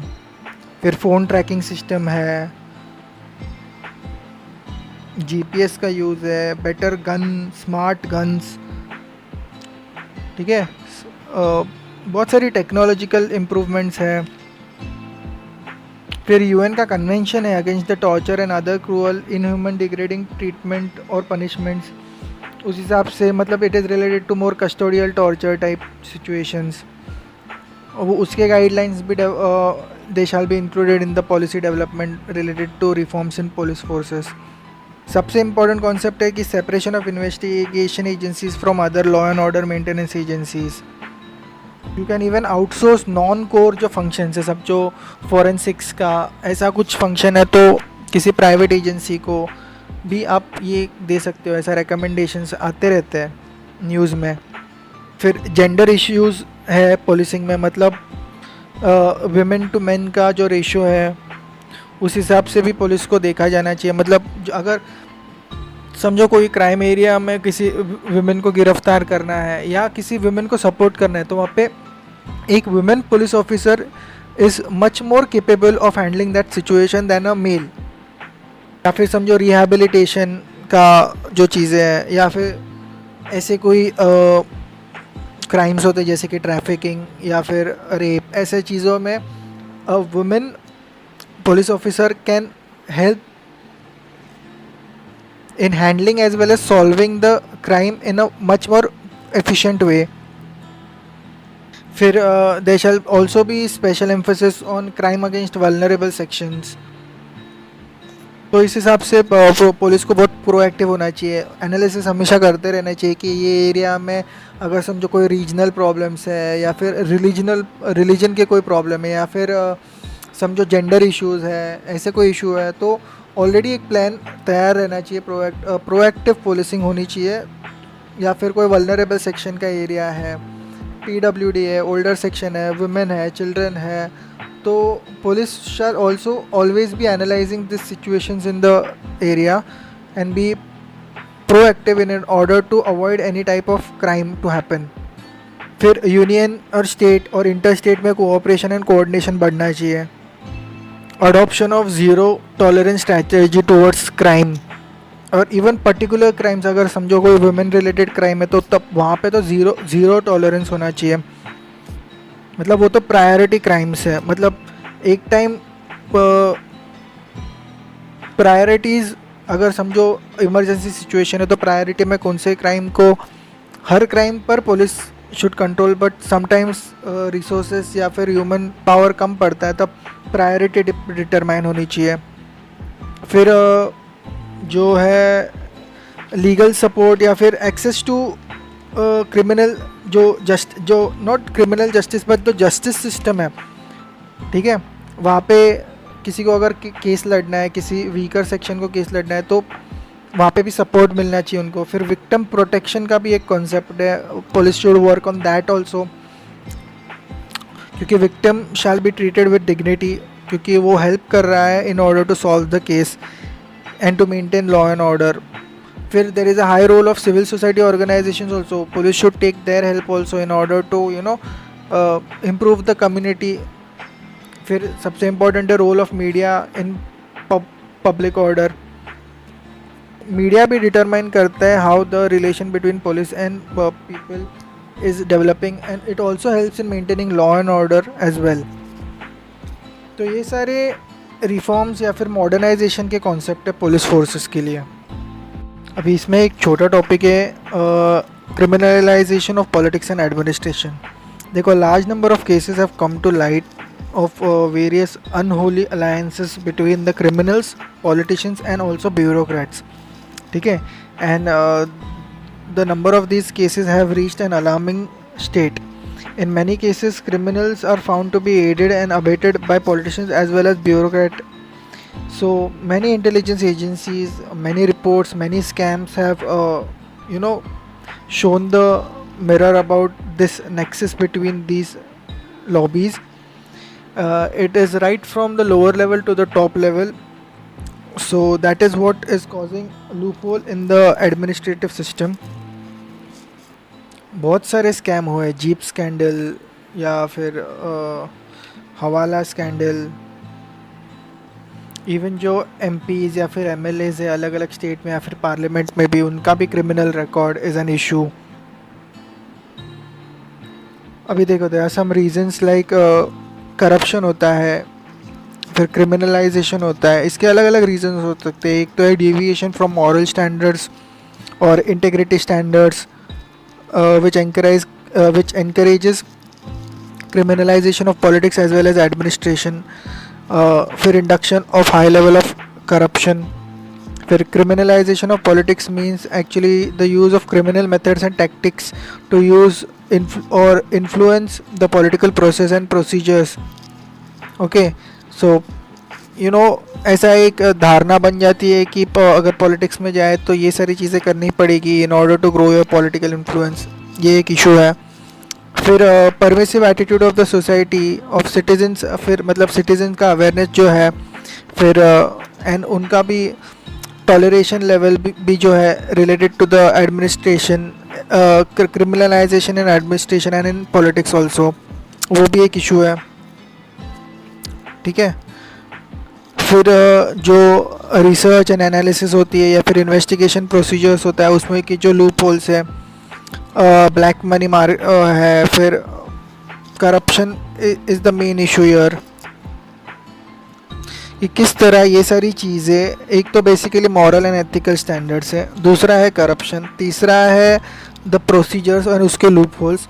ये सारी चीज़ों में जहाँ जहाँ पे वेस्टेड इंटरेस्ट आते हैं वहाँ वहाँ पे क्रिमिनलाइजेशन होता है। एक तो पॉलिटिक्स में भी होता है और फिर पॉलिटिक्स के अंदर एडमिनिस्ट्रेशन में भी होता है। कभी कभी एडमिनिस्ट्रेशन को पॉलिटिक्स के वजह से करना पड़ता है और कभी कभी एडमिनिस्ट्रेशन बाय इटसेल्फ भी, कुछ ब्यूरोक्रेट्स बहुत बड़े ब्लैक मनी वगैरह ये सारे इश्यूज करते हैं। अभी रिप्रेजेंटेटिव्स ऑफ पीपल्स एक्ट, फिर अलग अलग जो भी सुप्रीम कोर्ट के जजमेंट्स है विद रिस्पेक्ट टू इलेक्शन, फिर अलग अलग जो केसेस, इतने सारे केसेस हुए, इतने सारे स्कैम्स हुए हैं, even on bureaucrats, even on politicians. मतलब कि कितने सारे जगहों पर politicians, even chief ministers had to leave their position. Even जो ब्यूरोक्रेट्स है उनको भी they had to resign from their office क्योंकि they were caught red-handed in doing any corruption or any illegal activity. हालांकि अभी as media is growing, as internet is growing, okay, लोगों का awareness बहुत बढ़ गया है, people are enlightened, people ask question, so इसका जो ट्रेंड है वो कम होते जा रहा है। And also there are many acts now. Also जो प्रोसीजर्स होते हैं, कोई डिपार्टमेंटल प्रोसीजर समझो डिपार्टमेंट ऑफ पर्सनल का या फिर डिपार्टमेंट ऑफ होम मिनिस्ट्री का, इनके जो रेगुलेटिंग फंक्शंस है on the administrators like IAS officers या IPS ऑफिसर्स, इवन जो इलेक्शन कमीशन ऑफ इंडिया के जो रूल्स एंड रेगुलेशंस है, model code of conduct etcetera, इसकी इंटेंसिटी बढ़ गई है। एंड इसके वजह से there are very less loopholes now where there can be criminalisation, okay, but still it is there and more efforts need to be done in order to solve those issues. यहाँ पे इस ऐसे type के topic में you have to use your current affairs का knowledge daily.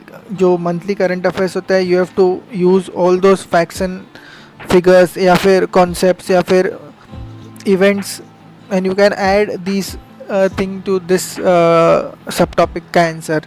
ठीक है, यहाँ पे स्टैटिक बेस इतना नहीं है, you have to use your current affair का बेस। अभी थोड़ा और एक स्मॉल टॉपिक है, इसका भी स्टैटिक बहुत कम है, you have to actually use your current affair base here also। दूसरा ये टॉपिक है public and police relation, okay. इसमें फिर इम्पोर्टेंट टॉपिक आता है कम्युनिटी पुलिसिंग का। देखो इसका जो हिस्ट्री है, इसमें देखो 1829 में sir Robert peels had given a report related to the community policing and he observed that police are public and public are police।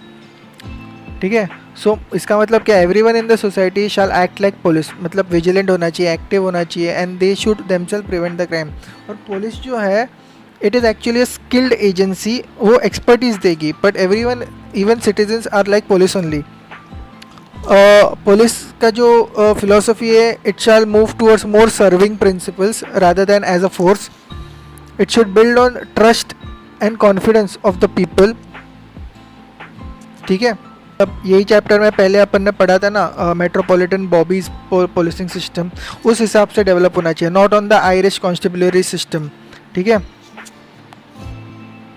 मतलब फियर साइकोसिस पे नहीं, but citizen friendly police administration होना चाहिए। मतलब बेसिक डिफरेंस क्या है, the metropolitan system believes in the metropolitan bobby system जो है, it believes in the upholding of law and order, and the Irish constabulary system believes in the maintenance of law and order. तो ये दोनों का difference है।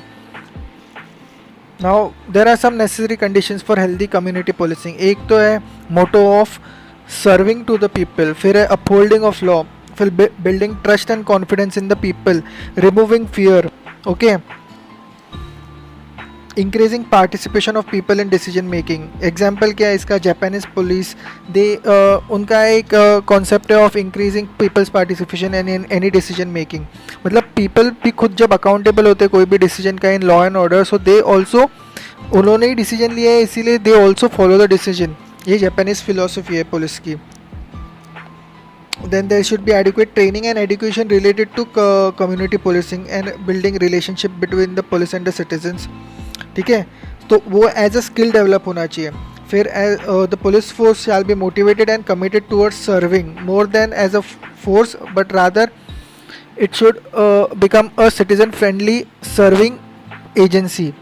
Okay और जहाँ पे लॉ एंड ऑर्डर का सिचुएशन या फिर जहाँ पे क्रिमिनलाइजेशन है वहाँ पे it should use its force. ठीक है, not everywhere, not even on citizens. ठीक है, तो ये डिस्टिंक्शन क्यों करना ज़रूरी है? बिकॉज हम ये जो पुलिस सिस्टम है it is developed on the British era का सिस्टम जहाँ पे सिर्फ फोर्स पे चलता था सब कुछ. ठीक है, तो वो शैकल्स में से बाहर आना ज़रूरी है एंड अलग टाइप का पुलिसिंग सिस्टम इज़ नेसेसरी जो डेमोक्रेटिक लाइंस पर डेवलप हो, नॉट ऑन कॉलोनियल लाइन जो प्रीवियस ब्रिटिश एरा का पुलिसिंग सिस्टम था.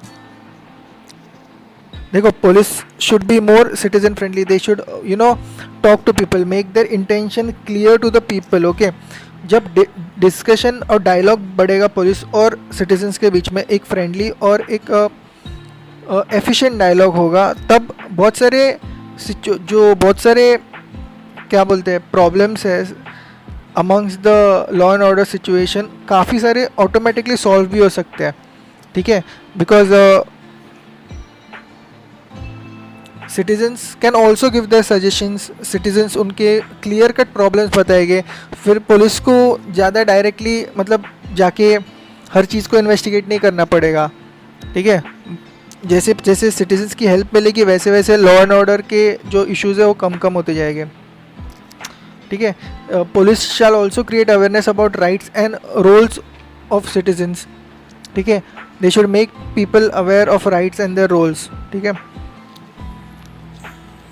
Also they should make people aware about the various initiatives taken by police. मतलब समझो एक एसपी ने एक डिस्ट्रिक्ट में बहुत सारे इनिशिएटिव लिए, तो उसका फ़ायदा तभी होगा जब सबको पता होगा वो इनिशिएटिव के बारे में. समझो एक वुमेन एम्पावरमेंट के बारे में है, समझो ऐसे बहुत सारे केसेस है जहाँ पे वो एरिया की जो नीड है, समझो एक मेट्रोपॉलिटन एरिया है या फिर विलेज एरिया है या फिर एक क्रिमिनलाइज्ड एरिया है या फिर एक नक्सल अफेक्टेड एरिया है या फिर एक हाईली डेवलप्ड एरिया है या फिर एक विलेज एरिया है. हर जगह की पुलिसिंग की रिक्वायरमेंट बहुत अलग अलग होती है, उनके पेट्रोलिंग की रिक्वायरमेंट अलग अलग होती है, टाइप ऑफ क्राइम्स वो एरिया में अलग अलग होते हैं.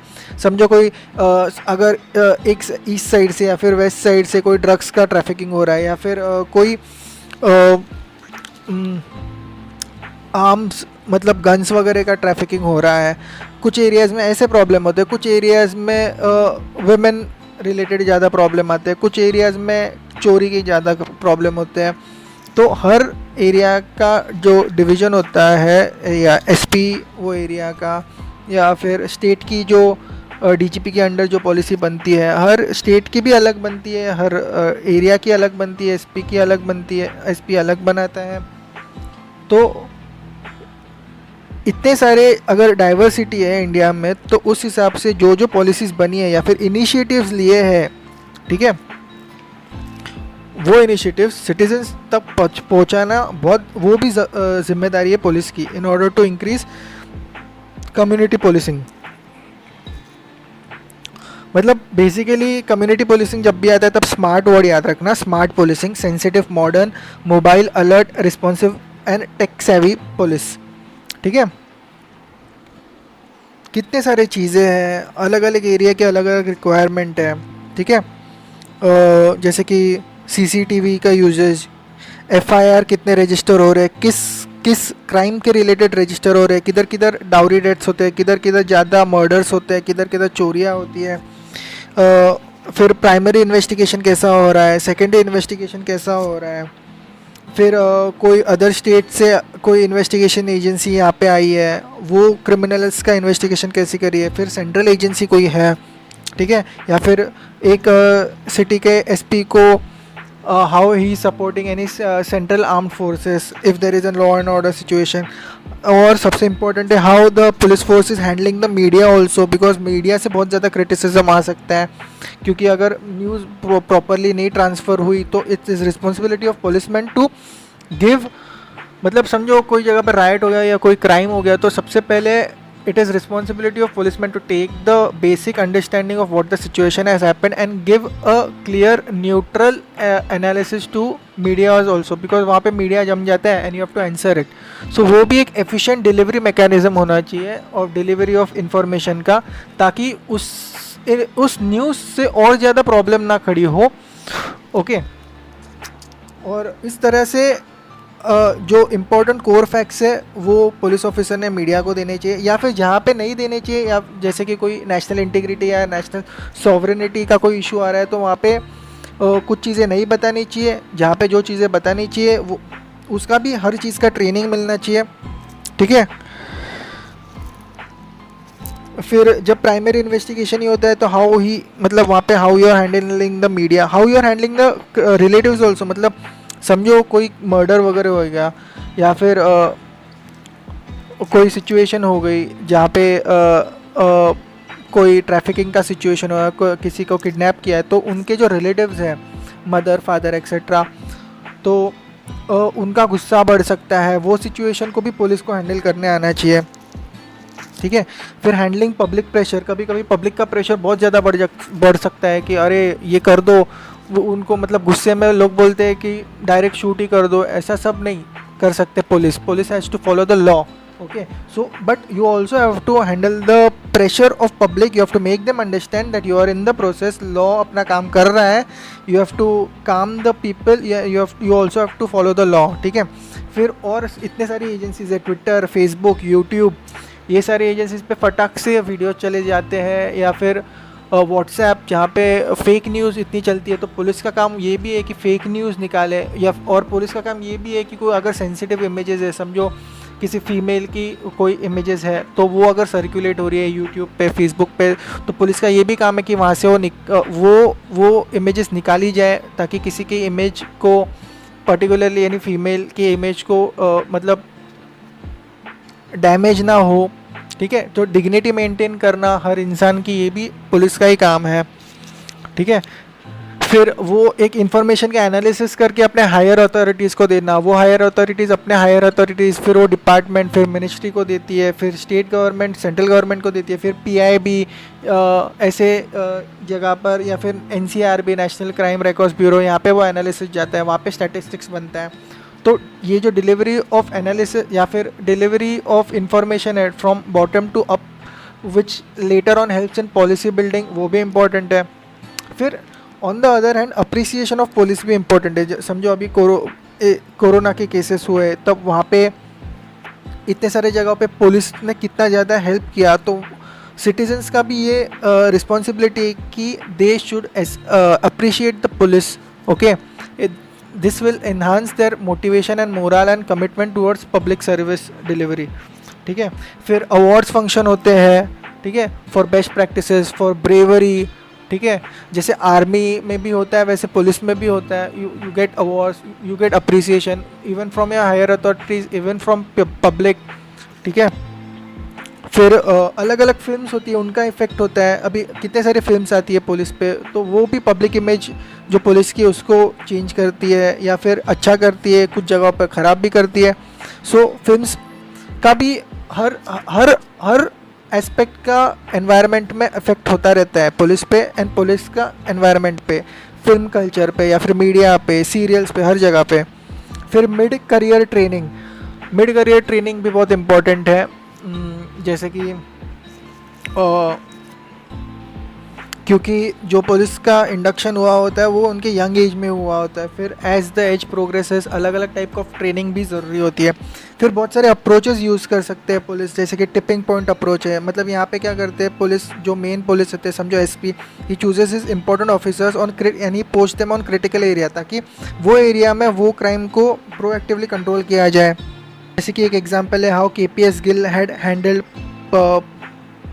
पंजाब में इंसर्जेंसी जो हुआ था. Police system also needs a scientific and periodic performance appraisal system. SWOT analysis होना चाहिए. अभी एक इशू है कि कभी कभी एक्स्ट्रा ऐसे केसेस निकले हैं जहाँ पे एक्स्ट्रा लीगल या फिर एक्स्ट्रा जुडिशियल मेथड्स भी यूज़ हुए. मतलब कुछ केसेस में 3rd डिग्री या फिर ऐसा एनकाउंटर वगैरह हुआ है, ऐसे केसेस चले हैं. अभी इसका रीज़न क्या होता है, कभी कभी बहुत ज़्यादा पब्लिक प्रेशर हो जाता है, या फिर कभी कभी लीगल सिस्टम इतना टाइम ले लेता है केस को, तो कभी कभी लोग ही अपने आप, कभी कभी वो लोग खुद ही डिसीजन ले लेते हैं, खुद ही एक्शन ले लेते हैं, ठीक है। तो पुलिस का काम है लॉ एंड ऑर्डर को मेंटेन करना। तो ये सारी चीज़ें जो एक्स्ट्रा लीगल या एक्स्ट्रा जुडिशल मेथड्स कोई अगर यूज़ कर रहा है तो उसको भी रोकना पुलिस का ही काम है, ठीक है। तो हेल्थ इश्यूज़ के बारे में बात होनी चाहिए। बहुत सारे जगह पे लोगों का ऐसा ओपिनियन होता है कि पुलिस आर नॉट फिट। ऐसी बात नहीं होती, क्योंकि उनका जो वर्क टाइम है वो इतना ज़्यादा है, और उनका जो जहाँ पे उनका पोस्टिंग होता है, कभी कभी खाना टाइम पे यार अच्छे से नहीं मिलता, उसकी वजह से हेल्थ पे इफ़ेक्ट पड़ता है, ठीक है। एंड इस इशू को भी हैंडल करना चाहिए। जो पुलिस रिफॉर्म्स होते हैं या जो पुलिसिंग स्ट्रक्चर है उसमें ये इंक्लूड होना चाहिए कि उनके हेल्थ का केयर लेने के लिए जो जो रिक्वायरमेंट्स है वो भी फुलफ़िल होनी चाहिए। तो ये पुलिस रिफॉर्म का पार्ट है। फिर पुलिस एंड फैमिली, उनका police and family, work family जो बैलेंस है वो मेंटेन होने के लिए क्या क्या करना चाहिए, ये सारी चीज़ें। मतलब समझो, अगर एक डिस्ट्रिक्ट में एक एसपी है, सो ही हैज़ टू एनालाइज, फिर डीजीपी हैज़ टू एनालाइज कि स्टेट की रिक्वायरमेंट क्या है, एसपी हैज़ टू एनालाइज कि अगर उनके पुलिस डिपार्टमेंट को एफिशिएंट बनाने के लिए क्या क्या इनिशिएटिव्स लेने चाहिए, ठीक है। फिर एट स्टेट लेवल जो पुलिस रेसिडेंसेस है वो अच्छे होने चाहिए। जो पुलिस का टाइमिंग है इट शुड बी रैशनलाइज। कभी कभी बहुत ज़्यादा हो जाता है तो it affects the it affects the potential of the policeman to give the best service, ठीक है। फिर जो ट्रॉमा हैंडलिंग होता है उसमें भी एक्सपर्टीज़ होना चाहिए, क्योंकि बहुत सारे बार ऐसा होता है कि कोई समझो मर्डर से बाहर निकलता है, कोई सेक्सुअल असॉल्ट केस में से बाहर निकलता है, तो it is so police shall be sensitive in order to handle such persons so that they can make them feel confident, okay, and उसके बाद when they are confident they can help in solving the case, या फिर and also be proactive and eradicate this type of crimes if it is happening in any area around. खास करके police को communal riots पर काम करना पड़ता है। You always have to be vigilant. In some areas communal riots का situation बहुत जल्दी इरप्ट हो सकता है as compared to other areas, तो वहाँ पे बहुत ज़्यादा फोकस रहना पड़ता है by identifying the sensitive spot etcetera. Night patrolling होनी चाहिए, मॉर्निंग पेट्रोलिंग होनी चाहिए, अलग अलग एरियाज़ की पेट्रोलिंग होनी चाहिए। जो बहुत बड़े स्टेट्स होते हैं या फिर बहुत बड़े डिस्ट्रिक्ट होते हैं, हर एरिया में जाके पेट्रोलिंग हर छोटे छोटे लेवल पर होनी चाहिए। कुछ एरियाज़ में बहुत ज़्यादा ज़रूरी है, बहुत ज़्यादा व्हीकल्स, पेट्रोलिंग व्हीकल्स या फिर पुलिस ऑफिसर्स वहाँ पे होने चाहिए, जहाँ पे रात को क्राइम होने का ज़्यादा चांस होता है। फिर एक्सेसिबिलिटी ऑफ पुलिस भी बहुत इंपॉर्टेंट है, मतलब विक्टिम प्रोटेक्शन, या फिर जो अगर समझो किसी के साथ कोई क्राइम हुआ है तो हाउ कंफर्टेबल ही और she must feel to come to the police, ठीक है। तो ये काम पुलिस का ही है कि they should build the confidence in the people कि अगर कोई केस क्राइम हुआ है so they can come, they can register the complaint and police will be help them out, ठीक है। तो ये इमेज बिल्डअप होनी चाहिए, अच्छी इमेज बिल्डअप होनी चाहिए। फिर release of prisoners on parole का इशू है। देखो पैरोल पे बहुत सारे क्रिमिनल्स बाहर निकलते फिर वो भाग जाते हैं, तो ये भी बहुत ज़्यादा ना हो, फिर उसका जो फिर वापस पुलिस पर ही आ जाता है टू कैच देम, फिर वो बहुत बढ़ते जाता है। ऐसे इश्यूज ना हो इसकी भी कोई एक पर्टिकुलर स्ट्रैटेजी होनी चाहिए। फिर जो पुलिस के इन्फॉर्मर्स होते हैं वो भी पुलिस ने अभी हर चीज़ अगर सामने से नहीं होती, अंदर से भी इन्फॉर्मर्स होने चाहिए पुलिस के, जो क्राइम के एरिया का इन्फॉर्मेशन पुलिस को दे, उसी से ही पुलिस प्रोएक्टिवली जाके क्रिमिनल्स को पकड़ सकती है। तो वो स्किल भी डेवलप करना पड़ता है। And police officers shall stay away from any political statements. देखो बहुत सारे हाई प्रोफाइल केस होते हैं, पॉलिटिशियन अपने अपने स्टेटमेंट देते हैं, but police officer has to give a neutral statement, okay, जो actually facts of the case है। फिर कोड ऑफ कंडक्ट रूल्स होते हैं पुलिस ऑफिसर्स के, they shall be followed, okay. Law and order का जो भी ये कॉन्सेप्ट है ये बहुत ब्रॉड है, because India is extremely diverse जो क्रिमिनलाइजेशन का प्रॉब्लम है, बहुत ज़्यादा डाइवर्स है, पॉलिटिक्स में डाइवर्स है, एडमिनिस्ट्रेशन में डाइवर्स है, ऑन ग्राउंड डाइवर्स है, वुमेन रिलेटेड अलग अलग है, टेररिज्म रिलेटेड अलग अलग है, जो चोरी वोरी के हैं वो अलग है, मर्डर्स एक्सेट्रा वो अलग है, कम्युनल प्रॉब्लम्स अलग है, कम्युनल राइट्स वगैरह जो होते हैं, ठीक है। और फिर पॉलिटिकल प्रेशर है, मीडिया प्रेशर है, फिर एफिशिएंसी का प्रेशर है, इतने सारे लोगों को हैंडल करने का प्रेशर है। लॉ एंड ऑर्डर मेंटेन हमेशा रखना is an extremely difficult job, और उसके लिए बहुत सारे रिफॉर्म्स चाहिए। इवन जो पुलिस का जो स्ट्रेंथ है, मतलब नंबर जितने हैं, वो भी अभी भी बहुत सारे वैकेंट पोजीशंस है। They shall be filled, gender neutral police होना चाहिए, वुमेन का नंबर बढ़ना चाहिए पुलिसिंग में। हर इशू का इतना सारा ब्रांचेस है लॉ एंड ऑर्डर सिचुएशन में कि it is extremely important that police shall develop expertise in areas where expertise is required for efficient maintenance of law and order, or and to avoid any law and order problem in the state. Also इसमें सबसे important है central and state का coordination, ठीक है, which we have discussed in detail now. इतने सारे reforms के बारे में बात की, इतने सारे सजेशंस के बारे में बात की, रिकमेंडेशंस के बारे में बात की, इश्यूज़ के बारे में बात की, ठीक है, एंड सॉल्यूशंस के बारे में बात की है। And this is an always developing concept, ठीक है। अभी देखो एक है ARC रिपोर्ट्स जो है ना, सेकंड ARC के रिपोर्ट्स, इसमें बहुत ज़्यादा हेल्प करेंगे जो लॉ एंड ऑर्डर को, एडमिनिस्ट्रेशन को समझने के लिए। अभी 4 रिपोर्ट तो इसमें हेल्प कर देंगे, बट ये रिपोर्ट्स अलग अलग चैप्टर्स में भी हेल्प करते हैं पब्लिक एडमिनिस्ट्रेशन के, तो वील सी इट अलग से, ठीक है। सो एक तो पहला है third report on off second ARC, वो है किस पर, क्राइसिस मैनेजमेंट पे। फिर 5th रिपोर्ट है ऑन पब्लिक ऑर्डर, ये इंपॉर्टेंट रिपोर्ट है related to law and order. फिर 7th रिपोर्ट है कॉन्फ्लिक्ट रेजोल्यूशन, ये भी इंपॉर्टेंट है। एंड 8th रिपोर्ट है ऑन कॉम्बैटिंग टेररिज्म, ठीक है। तो ये 4 जो सेकंड ARC के रिपोर्ट्स है वो अलग से वीडियो बनेगा, and they will also help in understanding of the law and order administration of India, ठीक है। अभी ये 4 reports they help in other chapters of second paper of public administration too, ठीक है। तो ये था लॉ एंड ऑर्डर का लॉ एंड ऑर्डर एडमिनिस्ट्रेशन का चैप्टर का basic, and it is always developing concept, ठीक है। ये सेकेंड ARC, फिर करंट अफेयर्स, फिर ये बेसिक्स जो थे, ये सब मिला के you have to write the answer.